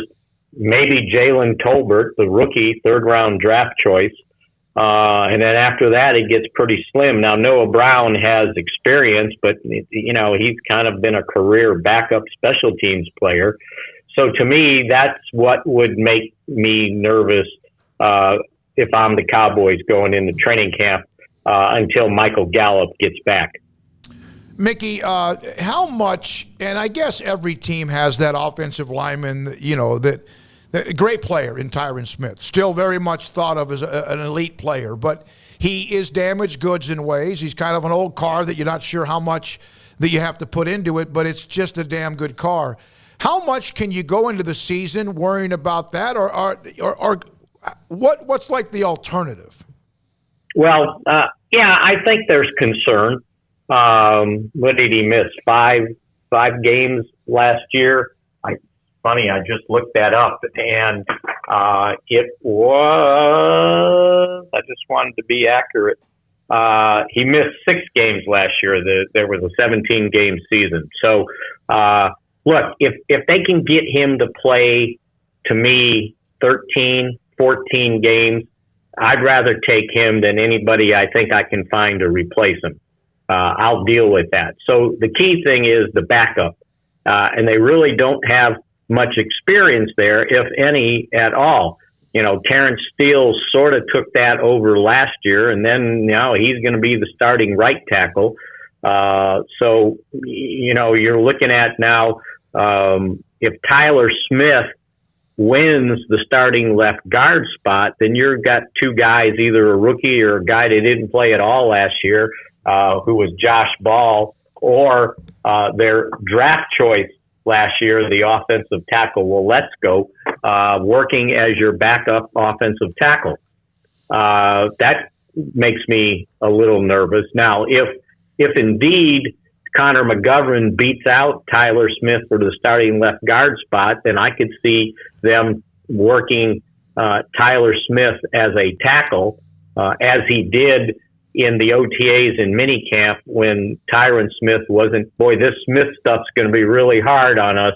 When Tyron Smith didn't take all the first team snaps, they put Tyler Smith at left tackle.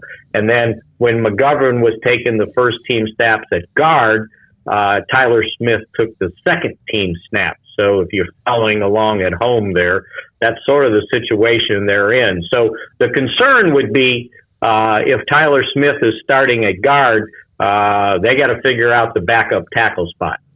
Mickey, when I read stuff in the morning, getting prepared to talk Cowboys on the show. You can fall on internet holes, and I like to kind of laugh at like people saying like, "Oh, this trade is totally Cowboys and that." We've talked about it before. It's mostly agents throwing it out there, but I kind of wanted to just kind of scratch the surface so we could have this on video of what the Cowboys' organizational philosophy about making trades is. It seems to me, or big free agent moves, is they do it when they absolutely have to.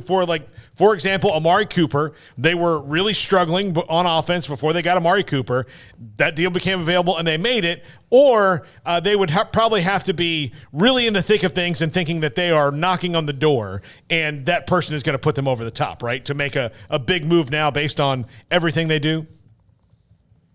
You mean over the years or this year? Pretty much over the years and probably up into including this year. Well, when they've made big trades, it's usually been out of necessity, right? Mm-hmm. They've only done it a couple times. They did it bringing in Keyshawn Johnson, right? So they did it with Williams when they made the trade with Detroit, and Amari Cooper. But again, other than that, it's been mostly developing their own and signing free agents, and they haven't been big on signing free agents. Right or wrong, that's kind of been their history. Other than the Herschel Walker trade, right? Yeah, and that was out, not in. So yeah, traded him out. Yeah, either way. But again, it's just so hard to trade. I think it's hard to trade in the NFL when you're giving up draft choices, and they've paid the price, giving up first round picks for wide receivers. Boy, have they ever. Roy Williams, Joey Galloway, right? Right. And Galloway, yeah, that's right. I was thinking Galloway was a free agent. No, that was a trade too. So, they trade Galloway away for 2 first-round picks, or trade for him for 2 first-round picks.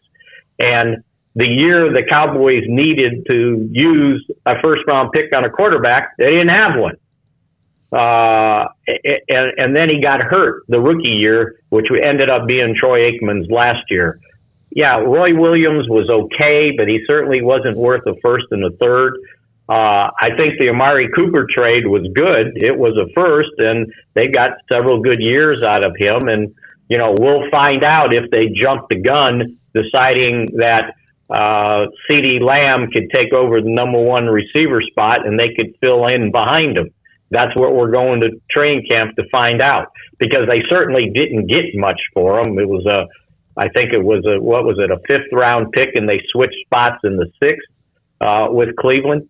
So I just think trading in the NFL, we're not talking basketball and we're not talking baseball here, where there's all these trades that go down. Mickey, by the way, I counted mine, 34 training camps. So if I'm at 34, you're at 50. No, maybe 37, maybe 38, something like that. When did you start going? I went 4 times when I was in television in the 80s. And then I went every year from 1990 up until COVID. Yeah. And I haven't been since COVID, 20, 21, and now 22, because we're not going to be able to our college, there's too much going on with college football right now, and what we, of course, is the core of what we do. We want to get out there. We love it. But 34, yeah. Well, I suppose Mickey gets to escape to temperatures 40 degrees cooler than we have right now, so he's not sad. Oh, I don't know if I told you this last week, but when I checked the temperature in Oxnard one morning at 8:30 in the morning here, so 6:30 there, it was 58 degrees with a high of 68. This is our last segment with you. And just for saying that, hey buddy, I think we got to 71 the other day. Yeah, it's such a beautiful place, and then that little layer comes in. What do they call that? The marine layer. The marine layer. Yeah, absolutely. Gets a little bit wet, kind of almost a little bit like it's sprinkling, but it's not. Mickey, thank you. Have a great trip. I know you will. Can't wait to talk to you when you're actually at a practice or whatever's going on.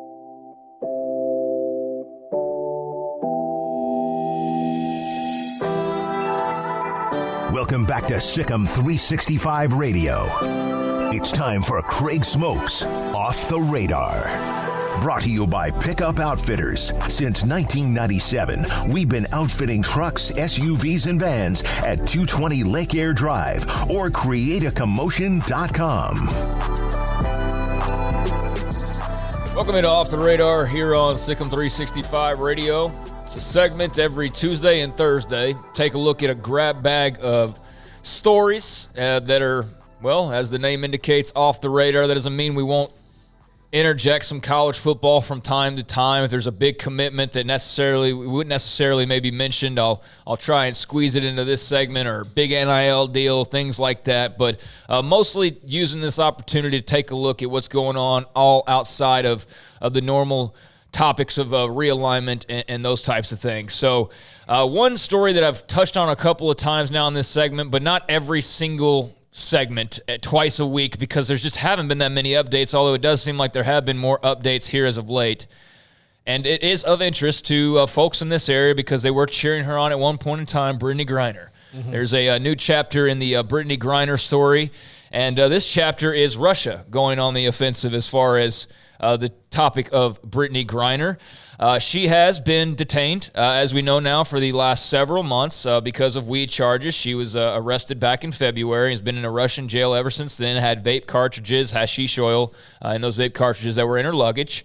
And then recently, after being in custody ever since that occurred back in February, she had a couple court hearings and ended up pleading guilty because that was a strategy. Were you here for that last week, Paul? Yeah. Okay. Or right before, yeah. Okay, but yeah, that was a whole strategy thing, was for her to plead guilty, but basically acknowledging like, yeah, I made a mistake, blah, blah, blah. Can we get out of this thing now? So nothing's changed, but last night, did you guys watch the ESPY Awards? No. Okay, I didn't think so. I'm very curious to see what the ESPY Award ratings are. I was hoping that those would be out by now. They are not out by now. But last night at the ESPY Awards, I did gather enough that like Steph Curry and many others, I think he had a Brittany Griner jersey on, and there were others that I guess spoke that said get Brittany out and that whole kind of jazz. Y'all know where I'm talking about.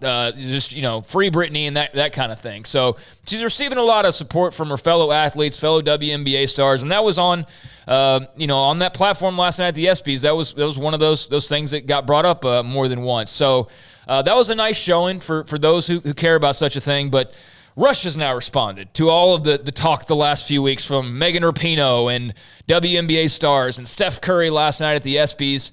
And Russian Foreign Ministry spokeswoman Maria Zakharova said that the U.S. classifying Griner as wrongfully detained shows blatant disrespect for Russian law, and that even though marijuana is legal in various states, it does not matter one bit to Russia. Now, you might wonder, why did marijuana laws in various states even get brought up by Russia? That was because Brittany's lawyer, one of her lawyers, had said the other day, had made the argument of some sort of defense that, well, it's legal where she got it and when she got it and all that. But my whole thing was, well, that's a stupid argument because this is in Russia. This has nothing to do with marijuana laws in the U.S. or state by state or anything like that. So a flimsy argument at best by her lawyers.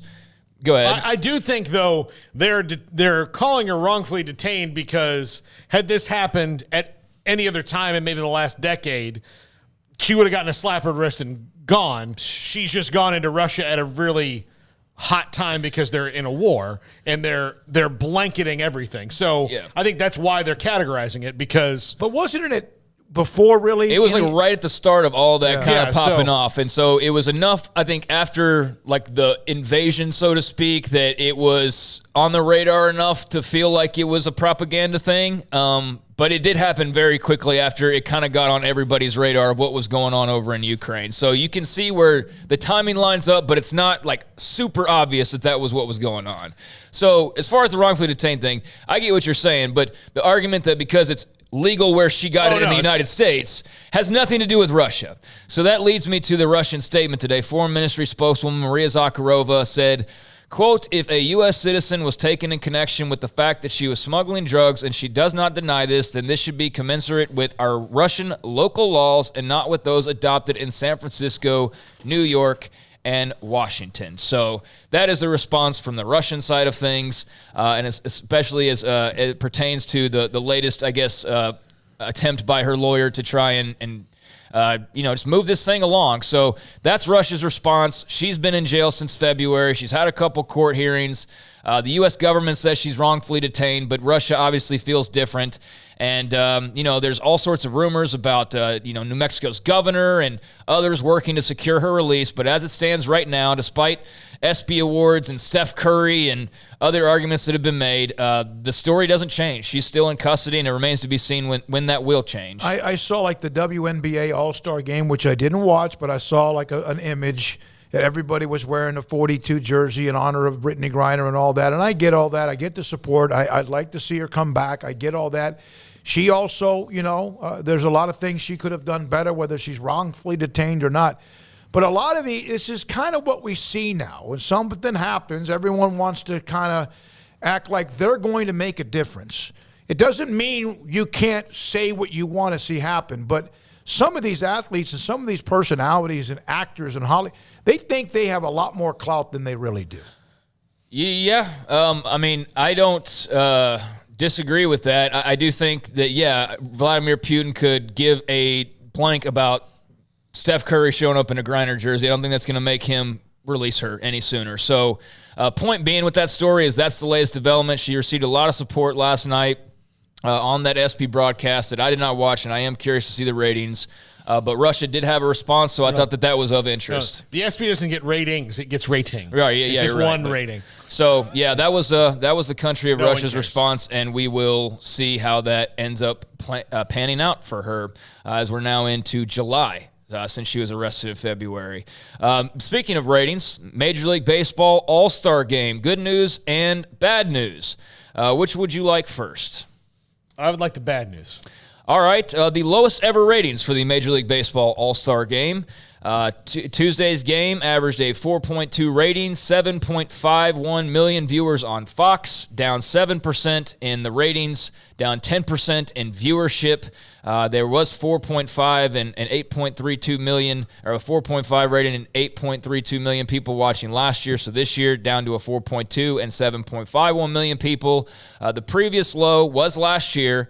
The previous viewership low overall was in 2019, so just 3 years ago, with 8.14 million people. So that's the bad news. Lowest rated All-Star game ever. Not surprising. They've got a commissioner who refuses to see that he's got the best group of young stars he's had since the 80s and won't do anything about it. Yeah, pretty much. And just is kind of throwing middle fingers to anybody who tries to argue otherwise. I mean, he's just doing what he wants, and I don't think any of the criticism gets to him or affects him in any way. He's going to take baseball where he wants to take baseball, whether that is ultimately good for the game or not. But whether the All-Star Game is indicative of that, I think it probably is to some extent, but not totally. But the ratings are down. Now, as far as the good news goes, is it's still the most watched All-Star Game that's out there amongst all the big pro sports.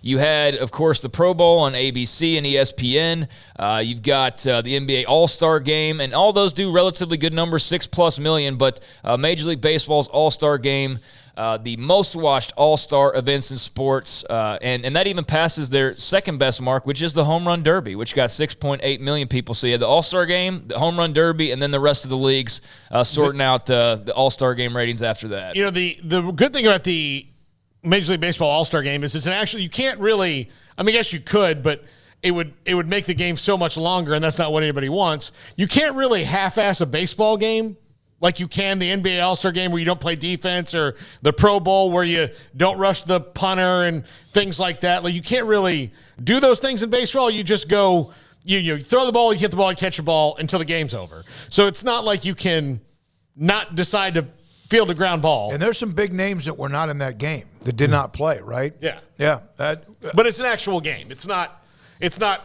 kind of a game. I'm not sure if, Craig, you saw this, and I hope this is not a part of your Off the Radar. It's a baseball note. I remember I was watching the draft. It just kind of, as again, background music, like a lot of things that I watch now on television. They have a problem in Major League Baseball. And it's not Latin American talent, and it's not just homegrown talent. They have a problem with the black athlete in baseball, and it's been a while. They had 4 of the first 5 players drafted, first time ever in Major League Baseball history that 4 of the first 5 players were drafted were black prospects. And that is I don't know if it's a fluke, I don't know if it's just a one-year thing or if it's something that's a trend, but that is one part that you ask some of the most powerful black athletes who played the game or some who don't play the game, baseball needs to find a way to cultivate those prospects. Well, one of the things is the inner cities have to get involved again, like the RBI leagues that were there and still are in some places. But part of it is kids, in the places that play multiple sports. Okay, if you're a kid who wants to get a scholarship, a full scholarship playing a sport, and you play football, basketball, and baseball, what two sports are you going to go to more if your goal is to get a full scholarship? It's not going to be baseball, which is the most expensive of those three sports to play. So if finances is an issue, and the way that baseball is going with select leagues and all this stuff, where you can't even afford to get into that stuff, and they don't really kind of go and get you like AAU does in basketball, will go and take care of everything, where are you going to go? So full scholarships in baseball across the board would help, because then people maybe would stick with it. So there's a lot of factors in that, why that's happened. Elsewhere, let's see here. That suddenly popped up with an ad watch thing. That was fine a second ago, and now it's suddenly not. Elsewhere, Amazon continues to carve out their broadcast for their Amazon Prime NFL slate, and they've added some new participants to their Thursday night football broadcast, and one should be a very familiar name to college football fans. She was a staple on really the SEC network is what I remember her for, and I think she dabbled with ESPN there towards the end, like main ESPN, but Kaylee Hartung is coming back to sports after some time away. I believe she initially left for CNN. Mm-hmm. She was doing that for a little while. I don't know really the last couple of years she what was she's on done. ABC. Okay. Doing news type stuff. Yeah, so she had gone into the news, I guess, area of broadcasting, but she is now coming back. She's going to be joining the Amazon Prime Thursday night football crew. So good to have Kaylee Hartung back. She'll also, of course, be joined by Al Michaels, Richard Sherman, Ryan Fitzpatrick, Tony Gonzalez, Kirk Herbstreit. Those are all names that have been attached so far to Amazon's Thursday night broadcast. And what do you guys think? You think it's going to be some type of a game changer? Do you think it's going to be all that different from what we'd normally see? Or are we going to even notice that it's Amazon as opposed to flipping on, the ABC channel or ESPN channel? Only the input I have to go to watch it, to me. I mean, I'm sure it'll be great. It sounds like it's going to be a great broadcast with lots of cool talent. I don't know how they're going to, I don't know how they're going to be better than the Fox pregame show. Mm-hmm. I mean, is it going to be better or different? No, probably not. So it might be the same. I don't know. I think the NFL Network did a great job on Thursday Night Football. Now they lost Steve Smith, who I really liked on Thursday Night Football in that pregame show. He's coached for the Giants. But, yeah, I don't know how much of a difference it's really going to make, but they've assembled a good team. Yeah, others joining her that were announced today, Andrew Whitworth and Aqib Talib, although I feel like he had already been announced, but maybe not. I think that was an earlier story. Yeah, I do. It's hard. They've made so many announcements, quite frankly, it's getting confusing as to how many people are not going to be on their broadcast at this stage, because I feel like we've announced like 15 people. Yeah. For a Thursday night broadcast, Saturday night, whatever. Yeah, am I the only one? I love what Charles Barkley, Kenny Smith, I'll get Shaq, to him in a second. Okay. Yeah, I can understand that. I am getting to the point where these damn shows are too long, too many people, and I've kind of found myself just give me the damn game. All this pregame hype. I know I'm... Well...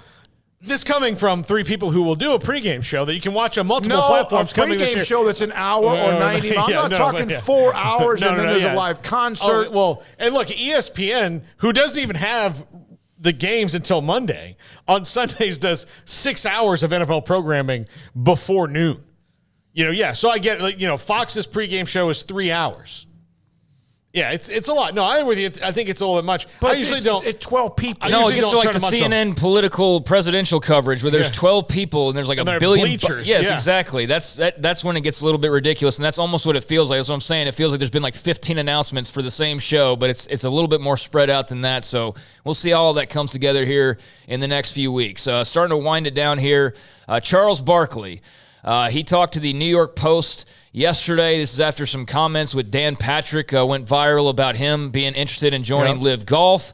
And that further ramped up with his comments to the New York Post saying that his perfect scenario would be to add live duties in some form or fashion to what he does already with the NBA on TNT. Recently met for dinner with Greg Norman, Live CEO. They met in Atlanta, And he expects to be offered a broadcasting deal for Live Golf in the near future.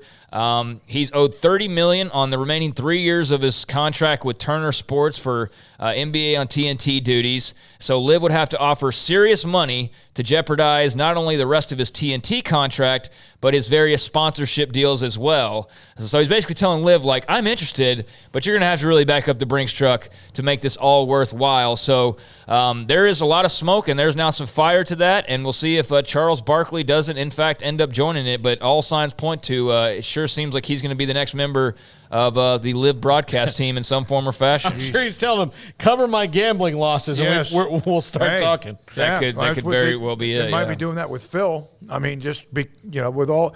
Garrett, do you have that image? Our Biscuits and Gravy, who's an incredibly loyal viewer of ours, this is a quote she put up. Craig, is that it?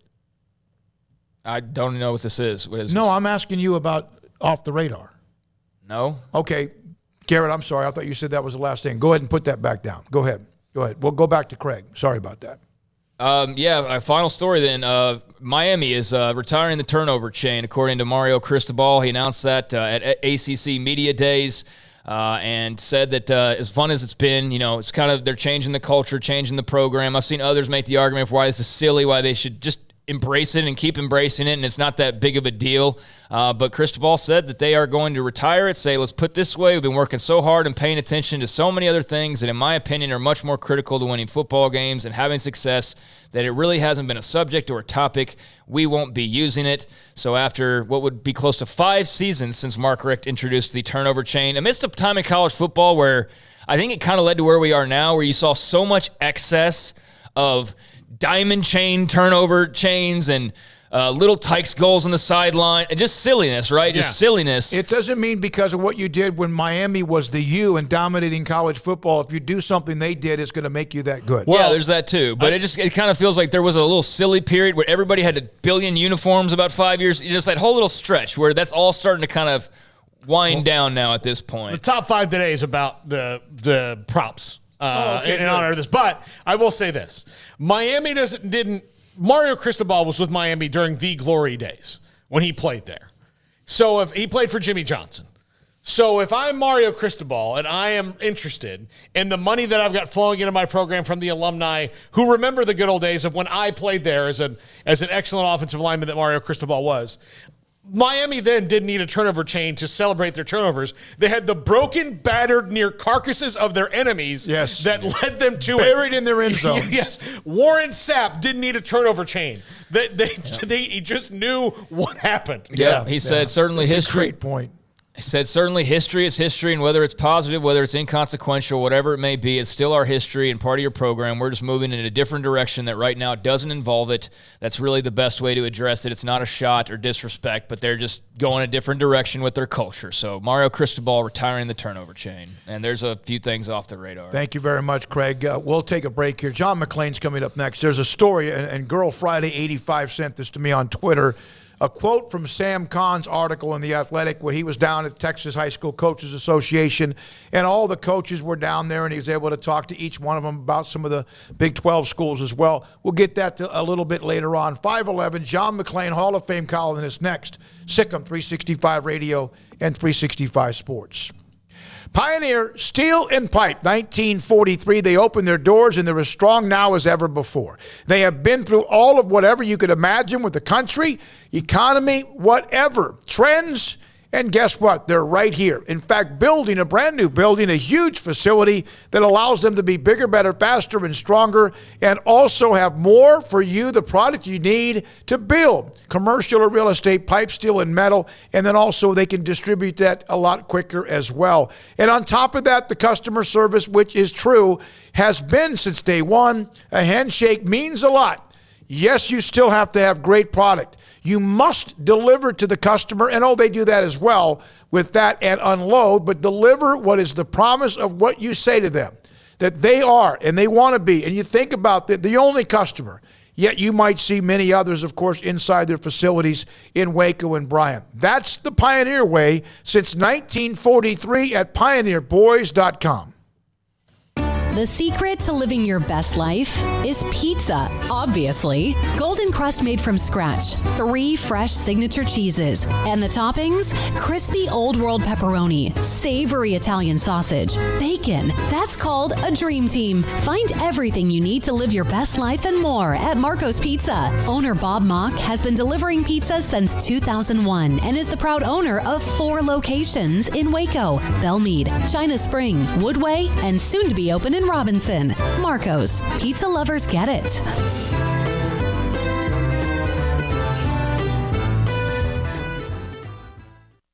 Brad Boozer, Boozer Jeweler, joins us on Sikkim 365 Radio. This is a great time for your business. Exactly. And one other thing we do that a lot of people don't know is we buy jewelry, heirloom pieces, gold, silver bars, gold bullion, watches, anything you may have that you want to. If you don't want to use it and remake something like I did in a state yesterday and I looked at 35 pieces, well, they're probably going to sell me back 30 because it's something they're not going to wear, nothing to use. So if you're looking to get a few bucks or to sell something or something you just don't wear anymore, I make my wife go through her jewelry box about every 6 to 8 months, and the things that she doesn't wear on a daily basis, this sounds horrible, but I take away from her and then I'll put in my estate counter, but then that gives me the chance to rebuy her something new moving forward. Instead of looking down 20 years down the road and you have 300 pieces of jewelry, it's something to refresh and make her buy something new along the way. You want to know why they're successful? Brad Boozer, the owner of Boozer's Jewelers on the corner of Valley Mills and Lake Air in Waco. From the first workout to the last practice, sports is an incredible and rewarding challenge. Hi, everyone. This is Dan Ingham with the First National Bank of Central Texas, and we're proud to support each athlete, every parent, and our educators. From families, small businesses, to the biggest industry, we're here to help. With remarkable products like mortgage lending, we've got banking ideas that fuel big dreams. The First National Bank of Central Texas. Familiar faces making local decisions. Member FDIC, Equal Housing Lender.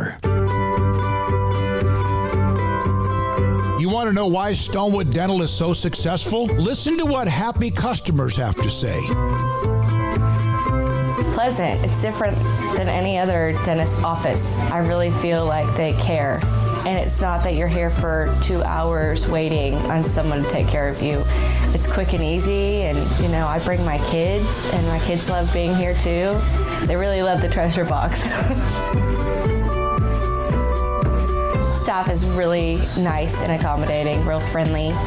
You feel more like home. It's not sterile looking. Everybody has their own personalized rooms with decorations and decor, and they'll even have a blanket for you when it's cold. I've recommended people to actually come here, and they are patients now. I really love it here. It feels like family. Learn more, stonewood-dental.com.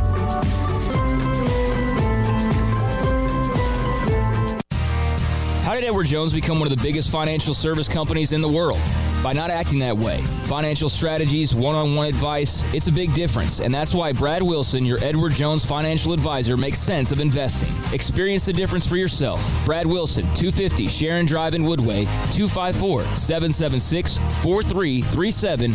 Edward Jones, member SIPC. Welcome back to Sikkim 365 Radio. Altmaier batted and intercepted. And it's Wolcott bringing it back. Could he?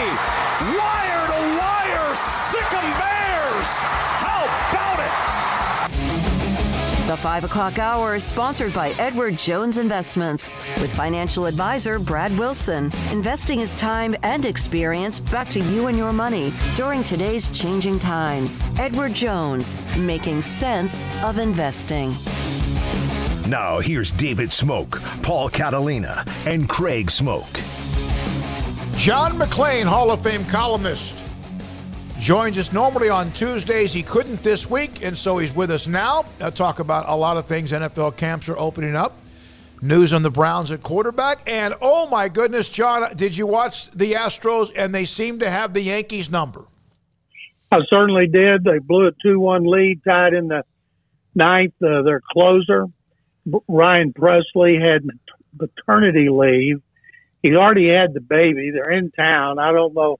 I understand paternity leave. Boy, this is a big series. They pulled it out despite him not being available, and a bonehead Dusty Baker called it. Guys on second and third, he pinch hits. Pinch hit Jordan Alvarez, and everybody in the stadium knew they were going to walk him and put him on first base, which was one of the dumbest moves I've ever seen. But they pulled it out. J.J. Matijevic, a rookie with an infield hit. They now win the series 4-2. They have one more coming up in a little while. And it's good to see Jordan Alvarez back. They've been playing without him, playing without Michael Brantley, and now they're playing without Ryan Presley, one of the game's best closers. John, I think that the Astros, and I don't know how interested they are, but I'm sure they have at least a moderate level, are a good landing spot prospect-wise, and what they can do to get Juan Soto possibly. No, they have no prayer getting him. They could have kept Carlos Correa and George Springer the last 2 years for less than it would take to pay Juan Soto.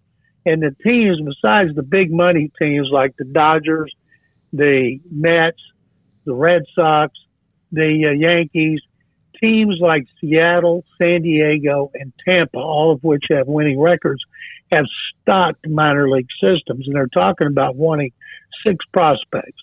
And he get a record contract when the time comes, although Shohei Ohtani's coming up in another year too. But one thing that gets me about that, look at all the high-priced free agents and all the great players with teams like, what good did it do Ohtani to go to the Angels? Manny Machado to the Padres. Think about all Bryce, my mind's gone blank. Harper, all that record-breaking deal with Philadelphia. What good did it do? And so the Astros don't have the farm system.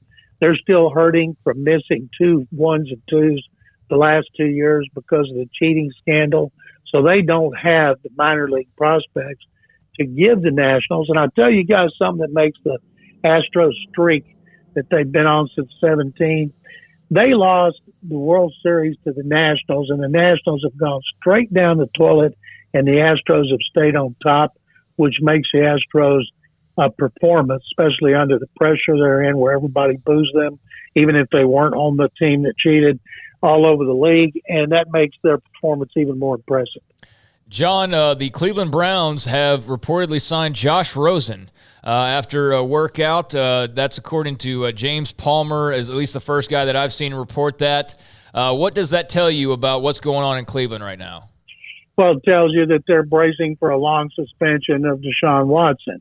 They have Jacoby Brissett as their starter without Watson. Then they have Joshua Dobbs. And I listened to Mary Kay Cabot, who's an insider who's covered them for 25 years, and she said that if they thought it was going to be at least 8 games or more, they would sign another quarterback to be number 3. Well, Rosen is awful. My God, he's been terrible. What a bust he's been. And I think that that tells us they're expecting him to be gone for at least 8 or more games. And remember, when the decision comes down by Judge Sue Robinson, the independent arbitrator, and there's a lot of reports where people think they know what she's going to do when everybody's clueless because she's never made a decision. He can be appealed. The league can appeal it to Roger Goodell or someone who he designates to hear the appeal, or it can be appealed by Watson, or Watson can sue. The thing about Watson trying to sue, it's in the collective bargaining agreement that these things don't go to court. Players have tried it and they've lost. Yeah, 8 games, John. Is that fair? I think he should be gone for the season just for sheer stupidity of having 66 women massage him in a 17-month span. But I thought originally it'd be like 6 games, then I thought it'd be 8, then I thought it'd be a season. Now I guess they're talking about 8. If he's gone for 8, that means he'll play here on December 4th in what'll be the most eagerly anticipated regular season game since the Texans beat the Cowboys in the first game of franchise history. John, in another, it's always about the money. You know, they had the fake Kyler Murray wants to be traded. Then the Cardinals went and traded for his best buddy in the whole world and then gave him a bunch of money. And seems like he's not so mad anymore. Well, he shouldn't be. Now, $160 million guaranteed, not $230 million guaranteed, but it's still the second most. And he has not done anything to earn that money. And Deshaun Watson is clearly a better quarterback than Kyler Murray, but Watson's set the standard, set the bar high. It's hard not to justify it. And the people I heard cheering when they announced Kyler Murray was Lamar Jackson and his mama, who serves as his agent. John, your thoughts. You love Baylor, obviously, in athletics, but I know you watch a lot of college football. What are your thoughts right now about the various things with yet another summer of whatever the unknown when it comes to what USC, UCLA did, and now the questions about what will the Big 12 do, which I think they're going to have, obviously, some good news near future. What are your thoughts about what's going on?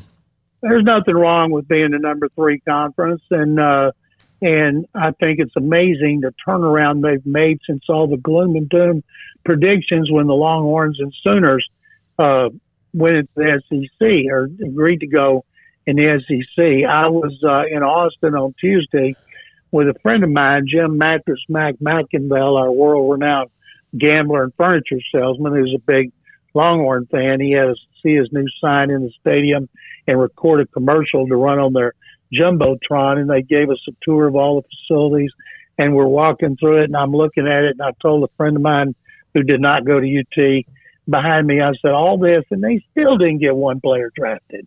And it's amazing to me. The Longhorns, of course, they always do it for the money. TV dictates everything.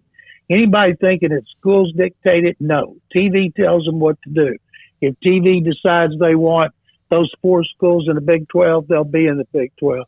If they want the 6 Pac-12 schools to come, there'll be 6. It's all based on what television wants because of the money. The one thing that I think is they need guidelines. They need guidelines on the NILs, and they need guidelines on the transfer portal. You know, coach chews you out, boom, you're in the transfer portal. I believe I'm all for players getting paid, and I'm all for players having options, but I don't think you should be randomly able to transfer every year like a mercenary, give you one freebie where you can transfer and play immediately, but boy, if you do it again, you got to sit out like the old rules. John, that's like the NFL was in the 20s, where you could play one day for Canton and then go across the street because you were on kind of a handshake deal for $8 a game and go make $12 for Chicago. I mean, it was chaos then, and they had to regulate it. Yeah, but back then, nobody knew who was getting what, and they used pseudonyms. Can you imagine, say you guys were all free agents from other schools, and Craig wanted $5 million, and David wanted $3 million, and Paul, you only got $500,000, but Paul turned out to be the best player. Well, boy, and Paul plays, and Craig and David don't. And Craig and David are going to pout and whine and go in the portal because I make more money than Paul, and he's starting ahead of me. It is so hard today for coaches and athletic directors, considering what they're having to deal with, like A&M having a record number of 5-star recruits. I can't wait to see how many actually stay there, assuming nobody gets arrested. John, how do you think that? I mean, do you think it really changes how prepared and mature players will be in entering the NFL? I mean, I know you got hundreds of guys. So there's going to be cases of every type, you know, ready for the grind and the business part of it or not. But with players in college now having a lot more of that business side front and center and legal and everything, but also having just complete free reign, when they get to the NFL, the money's going to be, I guess, better, but not totally different from what some of these guys have made, or at least they'll have experience making it. But then on the other side, the rules are going to feel like they're getting tied up because they don't have free reign. They have contracts. I mean, how much of a rude awakening, but also a easier transition do you think it will be for the college athlete based on everything going on right now? First of all, Greg, these guys getting these NILs need to worry about 3 letters, and it's not NFL, it's IRS. Because if you're promoting, like Bijan Robinson, I'm told it's not his Lamborghini, it's on loan, which is smart, because if somebody gave it to him, he's going to be paying taxes at some point on a $175,000 car. Others are bragging that it's been given to them, and they're going to have to pay the piper like the rest of us do. And one thing to keep in mind, I saw the Pitt receiver transferred to USC. I can't remember what he got. Maybe it's $3 million. How many NFL receivers make less this season than he will? And then he'll be a high number 1 pick. But what if you get a big NIL college and then you're a 6th-round pick, or you're like Abram Smith. You're an undrafted free agent, and all of a sudden you go from $2 million NIL to making a minimum, and you're like, whoa, what happened here?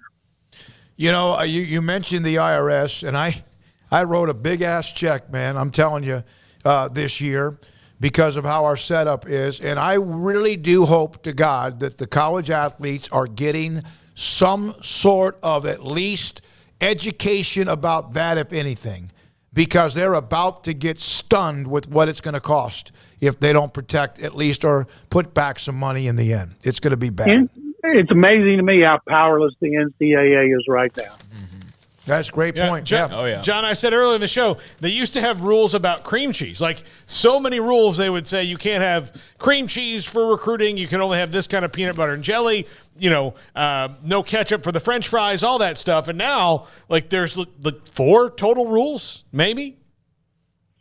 They don't even know how to spell rules, much less go by rules. And that's why somebody with influence and power needs to step up and put out some guidelines. But then there'll be cheating like there's always been. So it doesn't lessen the impact of college football.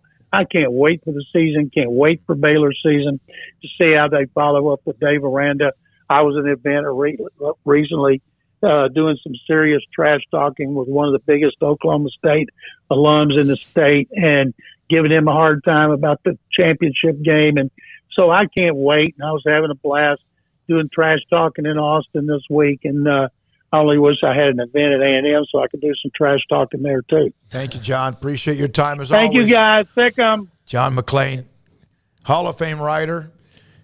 Tuesdays, but this week he needed to move back to Thursdays. Glad we had a chance to visit with him. Yeah, I had a hard time spinning out that question, but it's going to be interesting to see kind of the transition for guys in the NFL now in this NIL free reign era of, no, you're under contract. You're not allowed to leave. You can try and stalemate all you want, but this is a business that has rules, and you know, and I know that the majority of those guys, they know that, and a majority of them will be making way more money than they're making off NIL in college and all of that, but you know, the taxes part and things and having the free reign versus how the NFL is much more, you know, tied down in terms of what you can do and freedom with your contract and things like that. I mean, that is going to be a wake up call. And so I was just curious of, like, are guys going to be better prepared or worse prepared for the NFL jump? But again, that's a small percentage of guys to begin with. Yeah, and look, most of these guys that are getting this, like Bijan Robinson's going to be really high. He's going to be fine. He's going to be a really high draft pick, so he's not going to be the kind of cautionary tale of,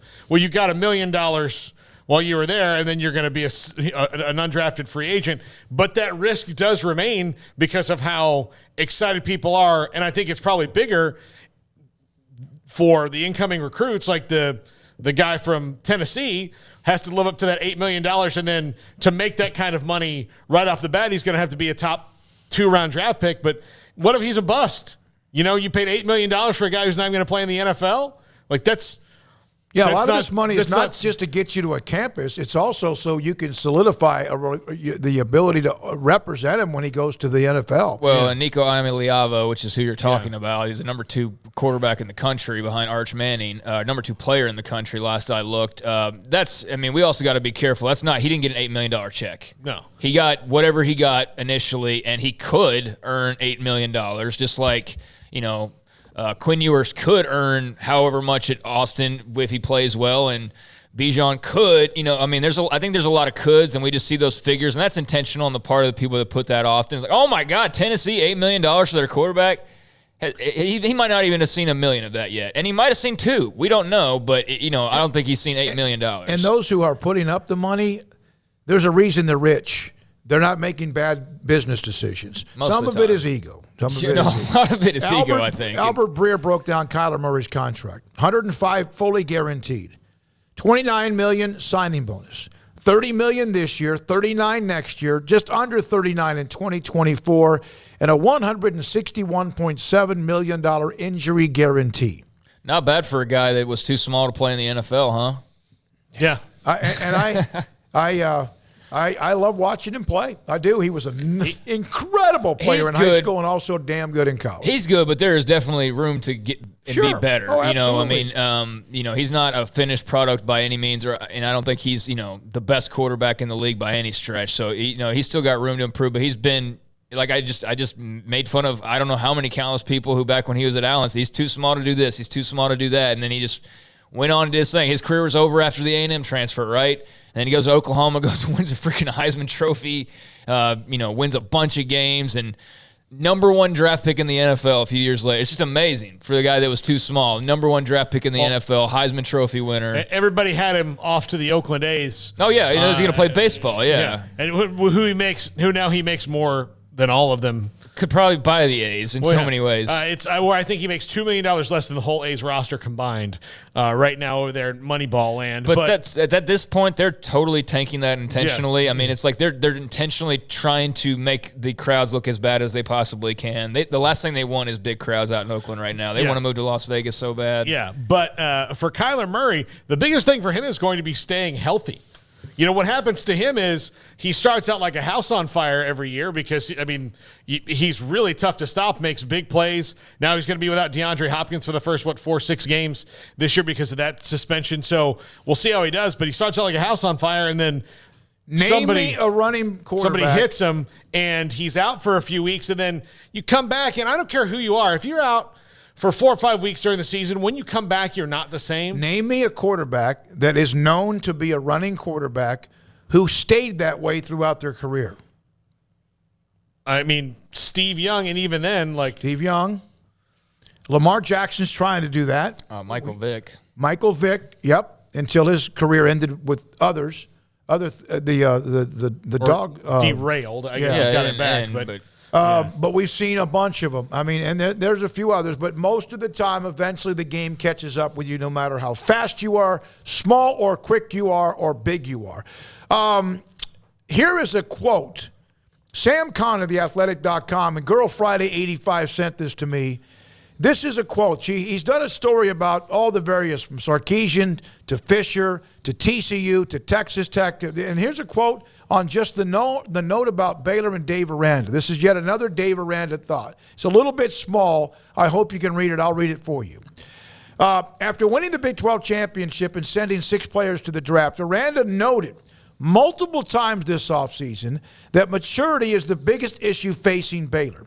Aranda provided an example on Sunday at the Texas High School Coaches Association convention, relaying a story of 2 freshmen who were having a bad day in January, and as a result, walked around the team facility with hoodies over their head and sunglasses on indoors. That kind of says, don't F with me. Aranda said at mealtime, the pair blew by a cafeteria worker who was there to welcome them without saying a word. He sat the players down, explained that if they could make that worker's day, if they just greeted and spent some time with her. Beyond the off-the-field lesson, Aranda explained it's on-field application. If a player gives up a touchdown or fumbles the ball, he might stew, but he has to move past it for the next play. Either you transform your pain or you transmit it. And that's what we're training for, because the game isn't going to be any different. There will just be more eyes watching. That's just another example of Dave Arandaism. Now, here's another note about Baylor football. There's a great linebacker in their history named Gary Joe Kinney. His son, GJ, is the coach now at Incarnate Word. He played at Tulsa, initially committed to Texas. This is his brother, Landry. Played at La Vega High School here in Waco. Honored and blessed to say that I will be continuing my education and football journey at Baylor.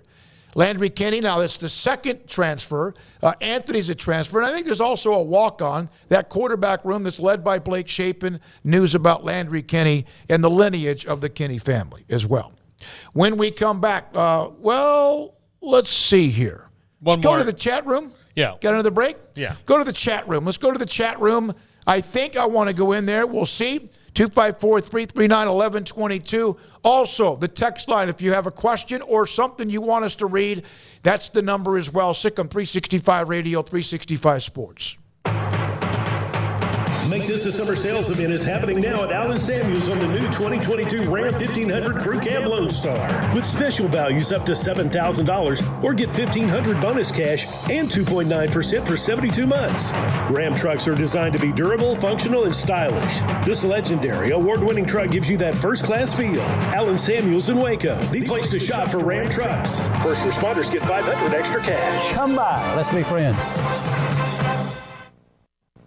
At Ideal MRI, we feel blessed to be part of the Waco community. We're a small family business here in Central Texas. At times like this, the cost of healthcare has never been more important. And unfortunately, significant illnesses and injuries still occur. And that's why Ideal MRI is open and here to serve you through this difficult time. So if you need an MRI, ask your doctor about Ideal MRI. You can schedule online in minutes at idealmri.com or call 833-IDEAL-MRI.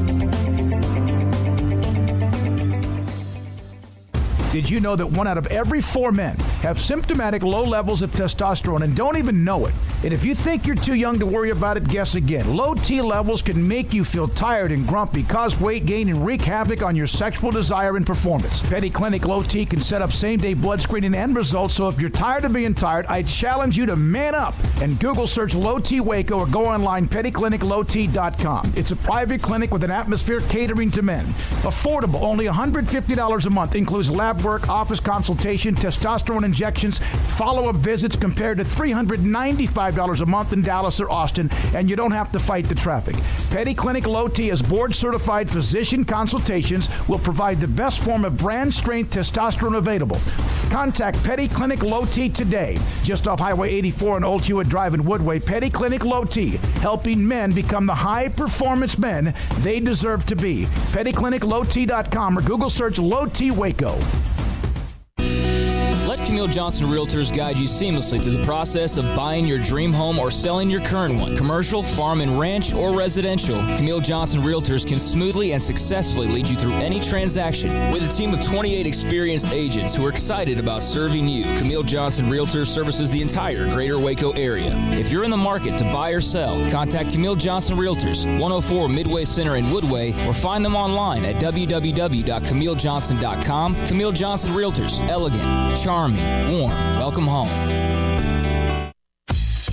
Baylor Scott and White Southwest Sports Medicine and Orthopedics, the team physicians for Baylor Athletics, diagnosing and treating all sports-related injuries, including concussions. These specialists also provide orthopedic services for athletes and non-athletes alike, whether it's knee or shoulder pain, hand or wrist injuries, orthopedic spine care, and even an arthritis and total joint clinic. Trust the doctors Baylor Athletics trusts. Baylor Scott and White Southwest Sports Medicine and Orthopedics wants to get you back in the game. With so many companies and policies out there, it gets so confusing shopping for insurance, and I never know if I'm getting the policy that's right for me. Luckily, I met the team at the Niche Group Insurance Agency. With the Niche Group, you can go to one company and get access to coverage options from many insurance carriers, and you get to speak to a real person about your specific coverage needs. With the Niche Group, I know I'm getting the right coverage at the right price. If you need insurance, talk to the experts at the Niche Group at 1-800-258-8302. Welcome back to Sikkim 365 Radio. Are you a Sikkim 365 super fan? Then try out our premium subscriptions at Sikkim365.com. 254-339-1122 from the 573. Aranda is a blessing for Baylor because he wants to not only make the kids better players, but also better people. Mentoring student athletes is a lost art. Baylor will be better than other schools because of this. And you wonder if that does impact worrying about, and yes, Gary Bohannon did leave after the competition, and it doesn't mean you're not going to lose somebody. It doesn't mean you're not going to have a bad apple. But you wonder if that allows him to maybe, and they got to be successful, to be able to handle his roster because of who he is as a coach and a person. Yeah, I think that'll probably just pay dividends in the long run that Dave Aranda did that, because now he can actually say that you can trust me when I tell you something, is where there's many coaches out there who can't. And then the example about the young men, they were pouting. He noticed it. I liked the way he was pretty open and transparent about it, and how he handled it as well.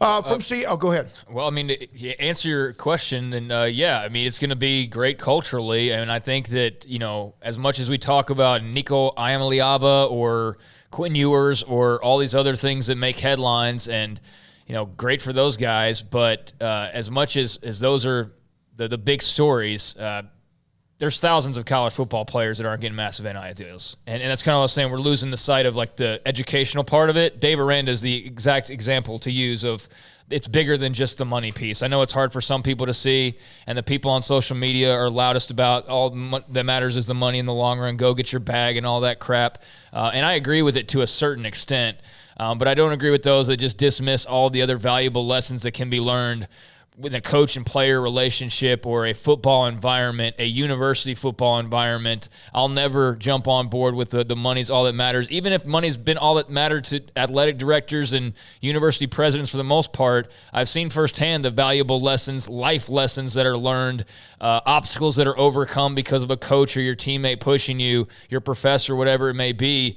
And I think we got to remember that, yeah, for every player that's, you know, Jordan Addison transferring to USC to better his life and to play with Lincoln Riley, as much as that might drive some people mad, college football at its heart, no matter how businesslike it gets, is about the stories like that one.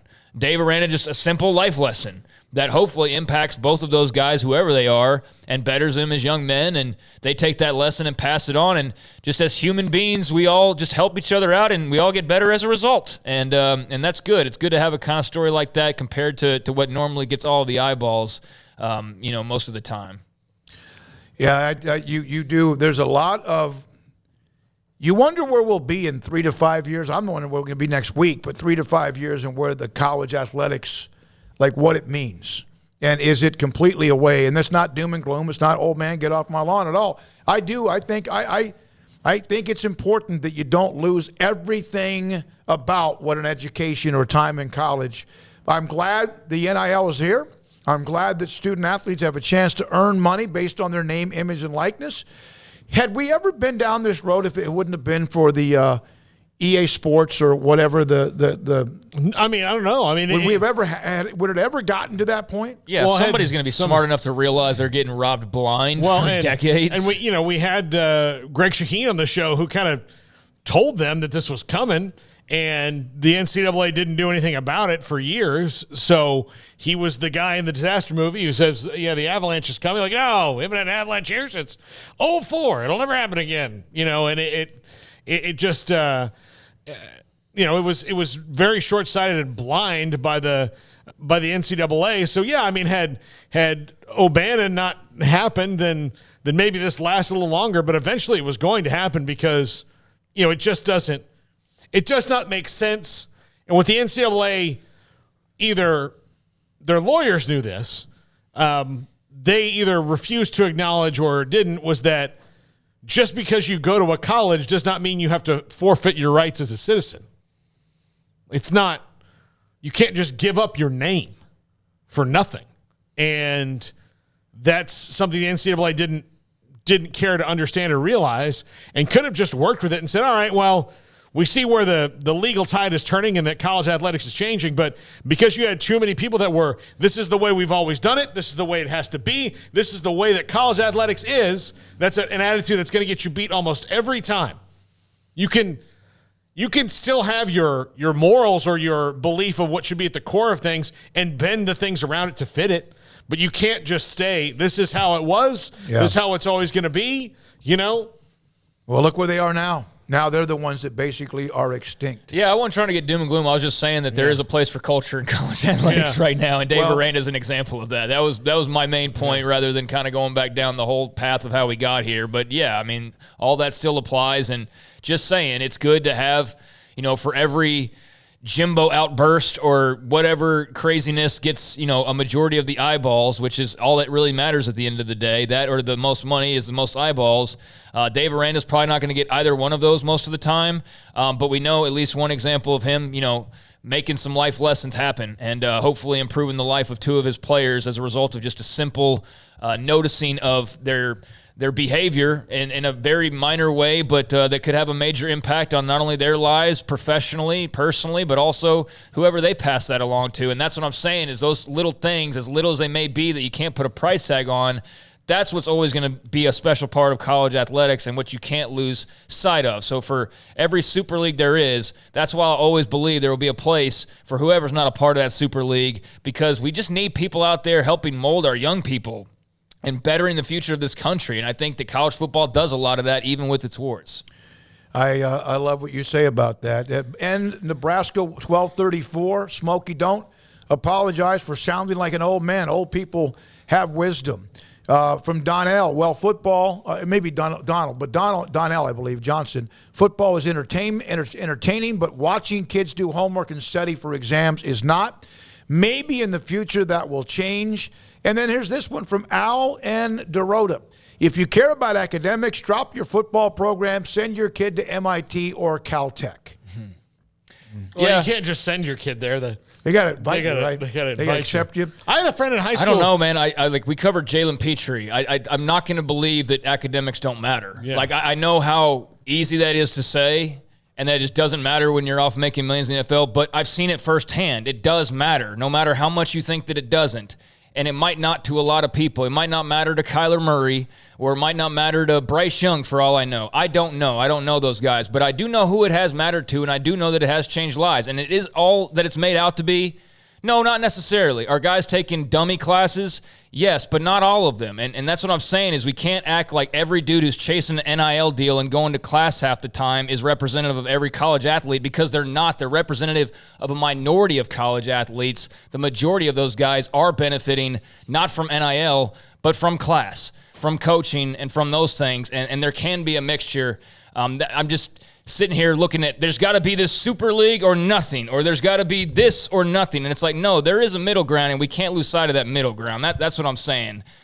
So, yeah, classes don't matter to some, but they do matter to others. I can't agree more. I can't. And you're not in the minority. I think I think the majority of people believe that. Chris, now that the NCAA is helpless to govern football teams, what happens if players are failing all their classes? Does that student part of the deal mean nothing since you pay athletes to play for you? I mean, you wonder. Like I got to tell you, when I read the transfer news from Nicole Auerbach and also from Max Olson, and I saw the part that they have to maintain their academic standard, I actually wondered, are they even, how many schools or how many people are enforcing that in the first place? No, I agree. Because you can transfer now. Let me tell you something. If you can transfer any time, and I know they're trying to tighten that window, how do you not finish a semester? Do you get credits? If you transfer in October and you're in the middle of a school year and you transfer out, then you may not leave the school. Most of the time they just say they're transferring. I'm going to Oklahoma State. Well, you're going to Oklahoma State on December 28th. No, that's not, and May over. 28th or whatever it is. Let's see here. Academics more important than football. And I agree with that. I do. I know that, again, I love watching college football. We all do. That's why we're on this show. We love it. And then Stubby said, nope, only about 1% care about the academic part of it. I completely disagree. From B. Lee, I used to hate the NCAA rules, but now I'm regretting it. NCAA needs to stop all the nonsense before college completely gets out of hand. Well, it's too late. You're asking to do that as they're gasping for life. Boop. Yeah. Anything else on that? Yeah, I mean that guy's entitled to his opinion, and again, I don't think it's 100% versus 0% no matter what stance you have. It's a mixture, which is exactly what I said, and for some, it might not matter, like him, like whoever is just got eyes on the NFL.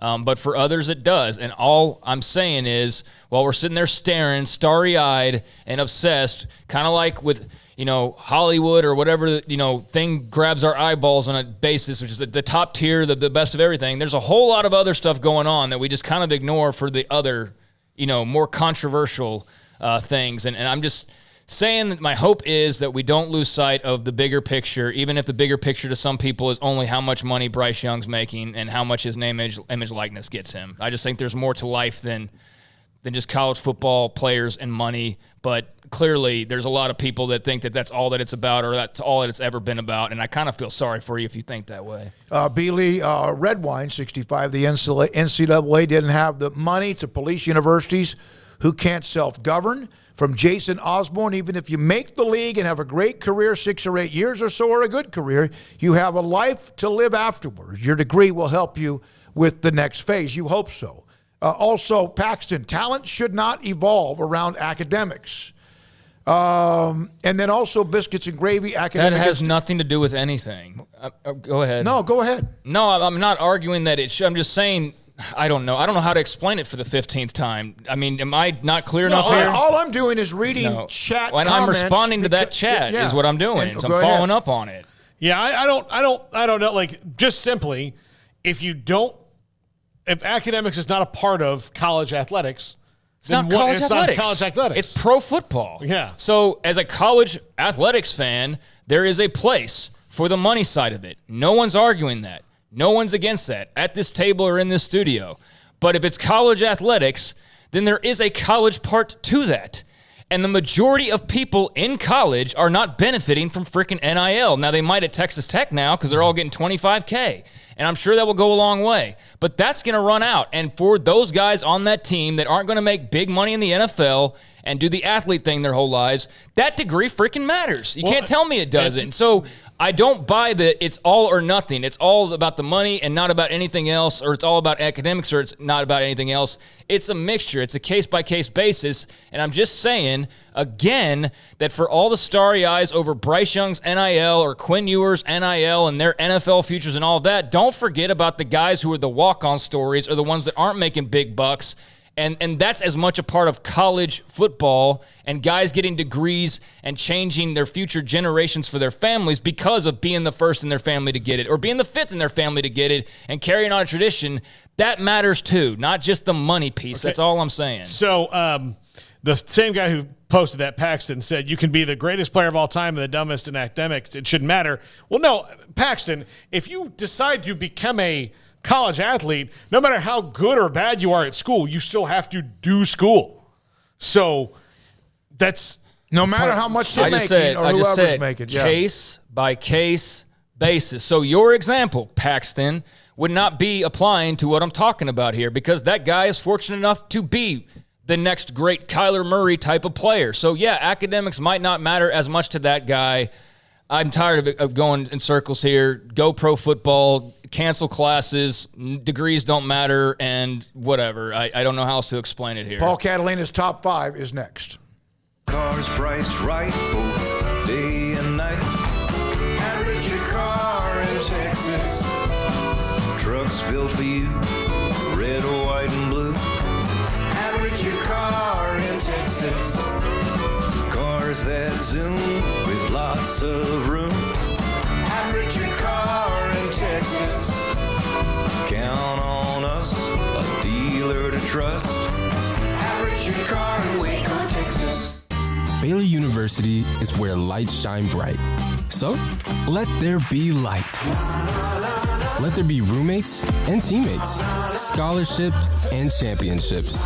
Let there be fresh starts and new traditions, fast friendships and lasting impacts.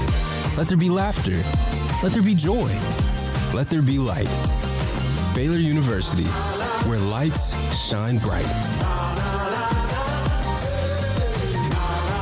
From the first workout to the last practice, sports is an incredible and rewarding challenge. Hi, this is Dan Ingham with the First National Bank of Central Texas, and we're proud to support each athlete, every parent, and our educators. From families, small businesses, to the biggest industry, we're here to help. With remarkable products like our free First mobile app, we've got banking ideas that fuel big dreams. That's the First National Bank of Central Texas. Familiar faces making local decisions. Member FDIC, Equal Housing Lender.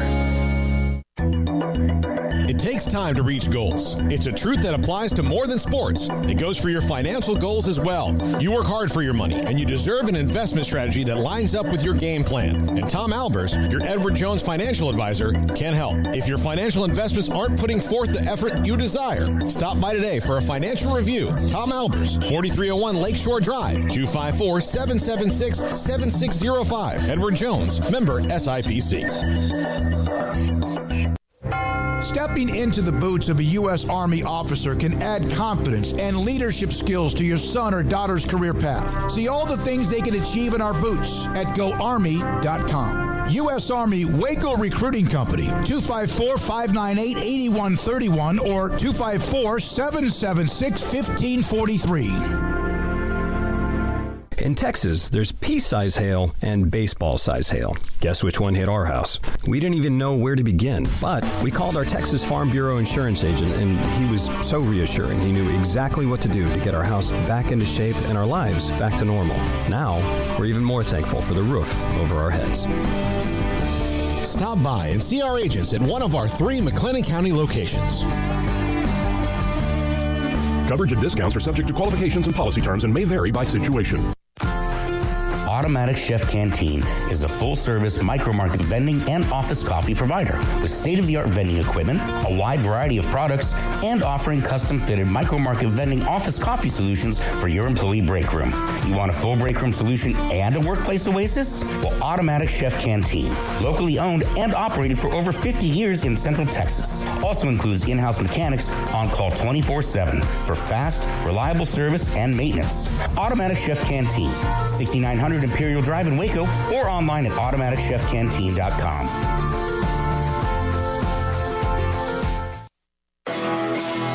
This is Paul Catalina's Top 5 at 555. Top 5 worst turnover props in memory of the Miami turnover chain, which Mario Cristobal sent off to the big turnover prop farm in the sky or wherever it is. I think it's like a closet in their athletic department somewhere. Yeah. So, but it's gone. Number 5, Oregon State's turnover chainsaw. This one was what they would do when they would get a turnover. And, well, I guess it's cool to have a chainsaw on the sideline. It felt like there was too much to be explained here as to why this was cool. Well, reading the tea leaves, not many people saw this, but a boatload of people at 10:30 on the West Coast saw this bad boy. Yeah, or I guess what would that be technically? What would that 9:30 window be? Their 7:30 window in the Pac-12? Yeah, you saw this late on Saturdays probably, but a little dangerous at a college football game to have a chainsaw on the sidelines, but unique to their brand in that part of the country for sure, and a nice play on the turnover chain. Yeah. That's for sure. Number 4, Memphis had a turnover robe. They get turnover, and the player would put on a robe like a king. Yeah, that's cool, I guess. I don't really know. I had no idea. The point. Yeah. But, yeah, I mean, it was a nice little fashion statement, and I don't know. I couldn't say where that originated from. I'm sure Memphis folks could fill us in, but, yeah, I don't know much about the turnover robe, I'll be honest with you. Yeah, that one's at least a little more creative. This one for Temple had a turnover whiteboard. This is the lowest common denominator. What they would do is, if you got a turnover, they had a whiteboard, and you could write a message on it and show it to the camera. What? Yeah, a kid put his Twitter handle on it. That's what they did. That was, hey, can we have a turnover prop? There's an extra whiteboard in the coach's office. Bring that down. Make sure we got a couple of markers. If you guys actually get one, write your name on it. Yeah, I want to say somebody else did this too. I remember them putting their Twitter handle or something on there, which I wonder how effective that was, that marketing. Score a touchdown or get a pick, or I guess it would have been to get a pick or something, right? Yeah, turnover, and go right at whatever your handle is. I guess you got to be careful about what the handle is. Some people sign up with some goofy stuff, but yeah, that's not very big brand, so I guess that kind of fits with Temple there. Yeah. Number 2, SMU's turnover chalice. This one was very creative, but also kind of weird for a team that's not known for their defense. Yeah. At all. Yeah, SMU, like they really, over the last couple years, even going back 3-4 years maybe, but they've really tried to like boost the interest and the energy and the excitement, and part of that was like playing into the whole props on the sidelines thing and having fun with that and being unique with it, and definitely saw a sip out of the chalice or two while I was watching some Mustangs games, but that definitely looks cooler, just that picture you use versus the whiteboard. I mean, that's hands down better than the turnover whiteboard. Oh, yeah. But number one, and this could have been all five to me, FSU's turnover backpack. What? Oh, my God. This thing was terrible. This also, and look, this is not a great angle because this looks like a normal backpack, but this was not what you'd call a backpack that you'd see a man have. And I know that in this day and age that's maybe a little judgy, but this was a purse. This was a purse. It was an absolute purse. It was terrible. It was stupid. The defense was terrible during this time. This was under Willie Taggart. And I think this is the maddest I've been at any one of the teams that I root for ever in my life. What if they were good? If they were good, they wouldn't need this. No, that's but kind of the point. Yeah, I know. These things are all just more and more look at me, look at me, look at me. Gimmicky and stupid. And they had this thing. They got an interception. I can't remember who it was. And I was in the kitchen in my house, and my phone rings, and one of my buddies from college goes, "Are you seeing this bleeping purse?" and then it just I was madder about the turnover backpack than I was about Jack State.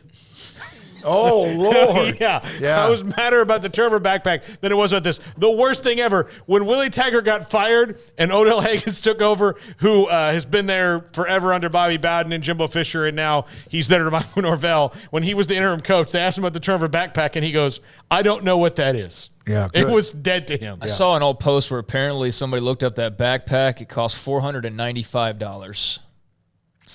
It was good for the 140th ranked defense in the country. Ship it in from Europe or something? You can't give guys money. There alone is an argument against NIL. It's like, no, we can't pay the players, but we got a $500 backpack to celebrate turnovers. Yeah, that's not going to really be a great argument for you, administration. I don't think, at least. And this did get retired before NIL, so it only makes sense, right? But yeah, the turnover backpack was lame. It was definitely lame. That was when I knew that the glory days were over. Like, that was the moment where it's like, no, it's dead. It's dead now. There's no bringing it back. That'll be a chapter in Willie Taggart's book, I'm sure. Yeah. Whenever he writes one or they write one about him when his career's over. But yeah, that was an unfortunate. I guess maybe not a full chapter, but certainly a mention and one that's unfortunate in hindsight. All right, thank you. All of you are responding to part of Paul's top five as well. And a lot of our topics today. We appreciate it. I want to read this text to close it out. Catman in the Mountains, Kansas State fan. I tell my wife this country has already gone over the cliff. We just haven't hit bottom yet. The analogy here is college football is definitely heading for a cliff. Between conference realignment, NIL, and the portal, we are headed too fast in a direction I personally don't like. By the way, stay after them, Craig. Maybe it will finally soak in. We appreciate your comments, all of them, no matter what. Yeah, we can all have different opinions. I'm going to stay in my, I'm going to keep staying in my opinion that there is more just in terms of college athletics, no matter what anybody wants to argue, than just the NIL piece of it. But I know why that's important and not arguing against that. And someday maybe it is a case where those who are, all they care about is the money pot. They are the mini NFL, and the rest of them, the K-States and the Texas Techs and the whoever's, they're all doing more of what's kind of been going on, but doing it in a more fair way to the athletes, kind of like the direction we're headed. Maybe that's ultimately where it goes, but the one thing that's for sure is none of us really have any dadgum idea. When we walk in here tomorrow, there might be new members of the Big 12. There might be teams leaving some other conference, and that's part of the beauty and chaos that we love. All right, thanks to Emery Winter and Levi Caraway, Paul and Craig, and I'm David Smoak. But Garrett Ross, I want you to close out the show with this picture and explain to everybody who that is and what it is. This is my son, Parker. I call him T-Buddy. He has Down syndrome. He is arguably the greatest human being I've ever met in my life. I wish more people were like him. I think the world would be a better place. But I was taking a shower, getting ready for work, and I just hear him in the bedroom acting up. And I come out, and he's dressed like me, and he's like, "I want to be you. I want to be you." And I keep things close to the vest, but that was something I felt was needed to be shared. More people in the world need to see people like Parker. Craig, I think you kind of nailed it a while ago with what you're saying, but that's what this is, man. This is my son. This is my everything. And, yeah. He wanted to look like his father and be his father. That's the greatest compliment of all. Thank you, buddy. Parker, we love you. And Garrett, you're amazing for what you and your family do every single day. I'm David Smoak. Thank you, all of you. Chat room, text line sponsors. Good night. Sikkim, 365 Radio, 365 Sports.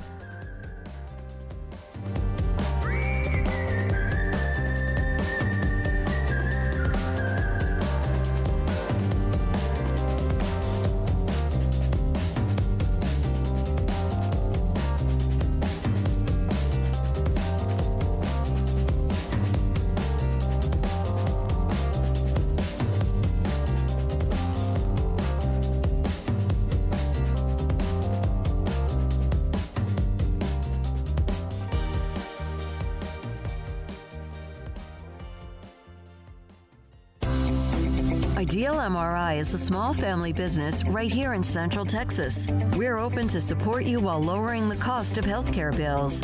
When you need an MRI, ask your doctor for an Ideal MRI. Visit us at idealmri.com or call us at 833-IDEAL-MRI.